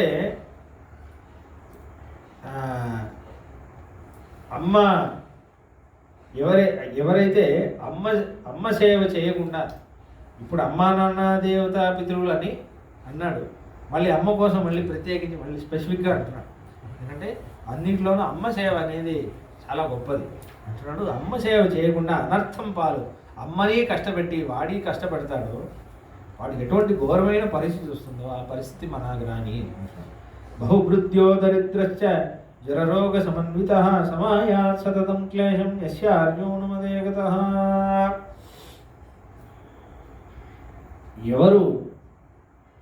ఎవరికి ఇంట్లో జ్వరంతో రోగంతో కష్టపడుతుంటే, దరిద్రులుగా డబ్బులు లేకుండా కష్టపడుతుంటే, పిల్లలు అన్నయ్య తమ్ముడు అందరూ కష్టపడుతుంటే, ఎవడు సహాయానికి ఆదుకోకుండా ఉంటాడో, కష్టపడుతున్నారు అని తెలుసు, నేను ఆదుకోగలను అని తెలుసు, నాకు శక్తి ఉంది అని తెలిసి కూడా ఎవడైతే ఆదుకోకుండా ఉంటాడో వాడు ఎటువంటి ఘోరమైన పాపానికి లోనవుతాడో అటువంటి పాపం నాకు కానీ అంట. ఆశాం సమానానాం దీనానామూర్ధ్వచక్షుషాం అర్తితాం వితతాం కుర్యాత్ యస్యార్యోనుమతే గతః.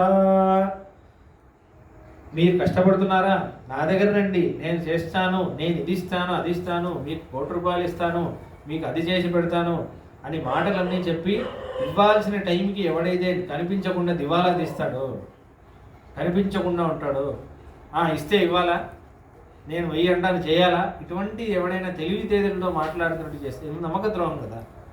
వాడు ఎటువంటి ఘోరమైన పాపానికి లోనవుతాడో ఆ పాపం నాకు రాని అని అంటున్నాడు.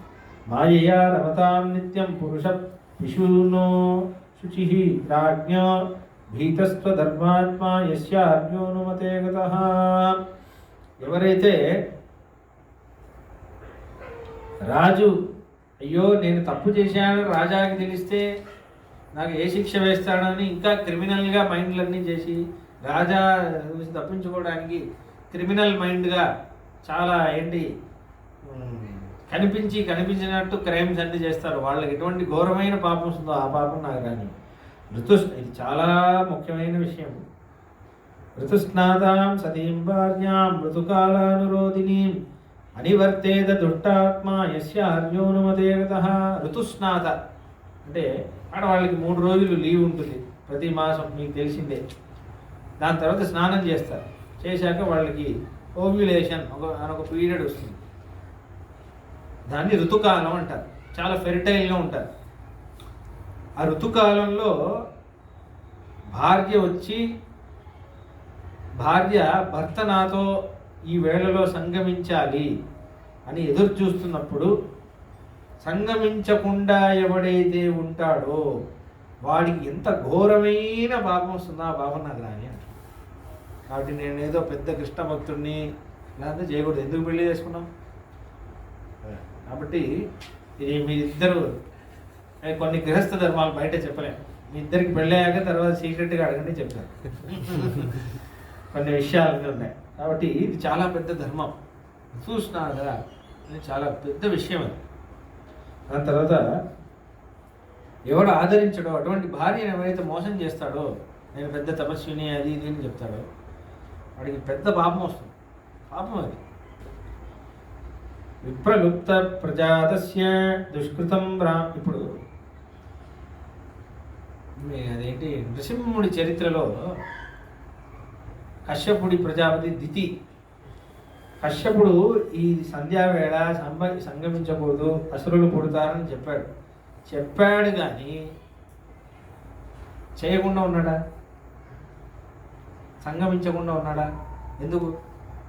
అది ధర్మం. నేను చెబుతున్నాను ఇది తప్పు, కానీ నువ్వు చెయ్యి అంటున్నావు కాబట్టి నేను సంగమించాలి. సంగమిస్తే పాపం వస్తుంది, దాని కాన్సిక్వెన్స్ పెద్దగా ఉంటుంది, నువ్వు సిద్ధమేనా అని అడుగుతాడు. కాబట్టి ఎలా విప్రలుప్త ప్రజాతస్య దుష్కృతం బ్రాహ్మణస్యేత్ తదేయం ప్రతిపద్యేత యస్య అర్జునుమతే గతః. ఒకడెవడో బ్రాహ్మణుడికి దానం చేస్తున్నప్పుడు వీడు చేయడు, ఇంకో ఆయనని కూడా చేయనివ్వడు. ఎందుకురా అంత ఇవ్వాలి, ఏం కాదురా తగ్గించేయి అని చేయడం, అన్నదానం చేయకుండా ఉండడం, వస్త్రదానం చేయకుండా ఉండడం ఎవరిది అది చెప్పింది? వేదం చేసే వాళ్ళకి చేయాలని ఎవడు చెప్పాడని ఎవడైతే వేరే వాటి బ్రెయిన్ కూడా ఎవరైతే పాడు చేస్తాడో వాడికి ఎంత ఘోరమైన పాపం వస్తుందో ఆ పాపం నాకు రాని. బ్రాహ్మణాధ్యోతయధ్యం పూజా విహంతుం కలుషేంద్రియ బాలవత్సాం చ గాం దోగ్ధుం యస్య అర్జునుమతే గతః. అయితే బ్రాహ్మణులు పూజ చేస్తుంటే ఆ పూజల్లో విఘ్నం కల్పించేవాడికి, ఆ పూజ జరగకుండా చేసేవాడు, యజ్ఞం జరగకుండా చేయాలి, ఇలా కొంతమంది ఉన్నారు. దాని తర్వాత ఇంకో ముఖ్యమైన విషయం, చాలామందికి తెలియదు మీకు, జున్ను పాలు తాగేవాడికి ఏ పాపం వస్తుందో ఆ పాపం నాకు రాని అంటున్నాడు. చాలామంది జున్ను పాలు తాగుతారు. ధర్మశాస్త్రంలో ఎక్కడ చూసినా అంత విషయం, జున్ను పాలు తాగకూడదు. కొంతమంది గుడికే తీసుకొచ్చి ఇస్తున్నారు, కృష్ణుడికి వాడండి అని. జున్ను పాలు అనేది ఏంటంటే ఫస్ట్ 15 days అప్పుడే పుట్టిన కాఫ్ వస్తే దాని బ్రెస్ట్ ఫీడింగ్ మిల్క్, అది చాలా దాని ఆరోగ్యానికి చాలా కీలకమైన పాలు. అది కొలెస్ట్రాల్ అని అంటారు దాన్ని. మన ఆడవాళ్ళు కూడా బ్రెస్ట్ ఫీడింగ్ చేస్తారు కదా, నార్మల్గా తర్వాత బ్రెస్ట్ మిల్క్ వేరేలా వస్తుంది, కానీ ఫస్ట్ 1 monthలో హ్యూమన్స్కి కూడా కొలెస్ట్రాల్ అని ఎల్లో కలర్లో వస్తుంది. చాలా ఔషధి గుణాలు ఉన్నవి. కొలెస్ట్రాల్ని ఇప్పుడంతా డాక్టర్స్ ఏమంటున్నారు, కొంచెం దాన్ని స్టోర్ చేసుకొని పెట్టుకోమంటున్నారు ఫ్రీజర్లో. దాని ఎఫెక్ట్స్ ఎలా ఉందంటే, ఇక్కడ దెబ్బ తాకింది అనుకోండి, ఇక్కడ ఇన్ఫెక్షన్ అయింది పిల్లోడికి, 50 years తర్వాత పిల్లోడు పెరిగి 50 years అయిపోయాడు. సపోజ్ వాడి ఆ కొలెస్ట్రాల్ మిల్క్ ఫ్రీజర్లో ఉందనుకోండి, దాన్ని తీసుకొని ఒక్క చుక్క దీని మీద వేసారంటే ఇన్ఫెక్షన్ పోతుంది. కళ్ళకు కూడా అలా ఉంది. కాబట్టి అటువంటి పాలను నువ్వు తాగుతున్నావు అంటే నువ్వు ఎంత దుర్మార్గుడే ఉండాలి. ఒక శిశువుకి, ఒక దూడకి ఆ పాలు లేకుండా నువ్వు పాలు పిండుతున్నావంటే చాలా ఘోరమైన పాపం అది. అందుకే జున్ను పాలు పిండకూడదు. శిశువు పుట్టిందంటే ఫస్ట్ 15 days మొత్తం పాలు శిశువు దూడకే. ఇది అంతా ఆవుల్ని రక్షించే వాళ్ళు కూడా తెలుసుకోవాలి విషయం. దాని తర్వాత కూడా ఆవు పాలలో సగభాగమే మనకి, సగభాగం దూడకే. కొంచెం టైం కూడా ఉంది, సంధ్యా వేళ ఉంది కదా, 5:30 to 6:30 మార్నింగ్ ఈవినింగ్ మొత్తం దూడని వదిలేసేయాలి. ఎంత పాలు తాగుతుందో తాగని వాళ్ళు, మిగిలిందే మనం పిండుకోవాలి. అలా ఉంది కొన్ని విషయాలు. కాబట్టి ఎంత ఘోరమైన పాపమో అంటే ఎప్పటికీ ఇంకా ఆ దూడ ఆరోగ్యంగా ఉండదు. ఇప్పుడు కావాలని అందుకే మీరు చూడండి చాలా స్కిన్నీగా ఉంటున్నాయి ఆవులకి. ఎందుకంటే చిన్నప్పటి నుంచే దానికి పోషకత్వం లేదు. అసలే ఆవులు ప్లాస్టిక్ అది ఇది తింటున్నాయి, సరైన తవుడు లేదు, ఏం లేదు, సరిగ్గా గడ్డి సరిగ్గా తినట్లేదు.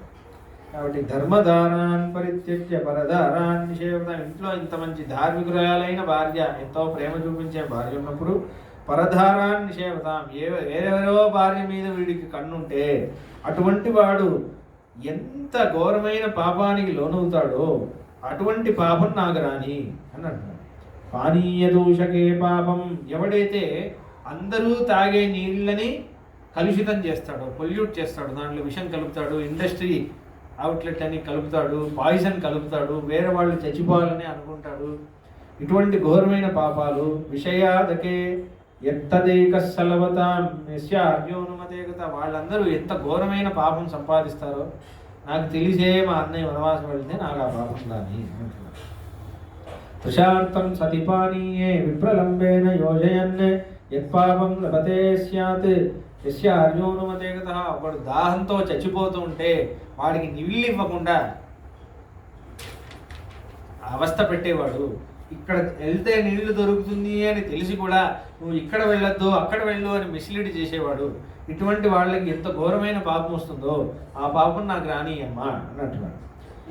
భక్త్యా వివిధమానేషు మార్గమాశ్రిత్య పశ్యతః తేన పాపేన యుజ్యేత యస్య అర్యోనుమతేగతః. ఎక్కడో ఒక పెద్ద గొడవ అవుతుంటే వీధిలో కానీ ఇంట్లో కానీ ఒక పెద్ద ఫంక్షన్లో కానీ గొడవలు పడుతూ ఉంటే అది వెళ్ళి ఆపడానికి ట్రై చేయకుండా, హితం చెప్పకుండా, ఏదో తన వంతు ప్రయత్నం చేయకుండా కొట్లాడిని వీళ్ళిద్దరు కొట్లాడటమే నాకు కావాలి అని దాన్ని ఎంజాయ్ చేసేవాడు ఉన్నాడే వాడికి ఎంత ఘోరమైన పాపం వస్తుందో. అంటే కొంచెం కూడా ఒక అరే మన వాళ్ళు కదా అని ఒక ఇండివిజువల్, ఒక వ్యక్తిగత బాధ్యత లేకుండా ప్రవర్తించేవాడికి ఎంత ఘోరమైన పాపం వస్తుందో ఆ పాపం నాకు రాని అని చెప్పి ఇలా ఏడుస్తూ ఏడుస్తూ ఏడుస్తూ చెబుతూ ఉంటే కౌసల్యమ్మ దగ్గర వచ్చి నోరిలా మూసేసి పట్టుకొని ఏడుస్తూ భరతుడిని ఇలా పట్టుకొని, భరతుడేమో ఏడుస్తున్నాడు, అమ్మా నాకు ఈ పాపం రాని ఆ పాపం రాని అని ఇలా మాట్లాడుతుంటే ఏవమాశ్వాసయన్నేవ దుఃఖార్తోనుపపాతః విహీనాం పతిపుత్రాభ్యాం కౌసల్యాం పార్థివాత్మజః తదతాం శపథై కష్టైః శపమానమచేతనం భరతం శోక సంపత్తం కౌసల్యా వాక్యమబ్రవీత్. వద్దునన్నా ఇక నువ్వు మాట్లాడద్దు.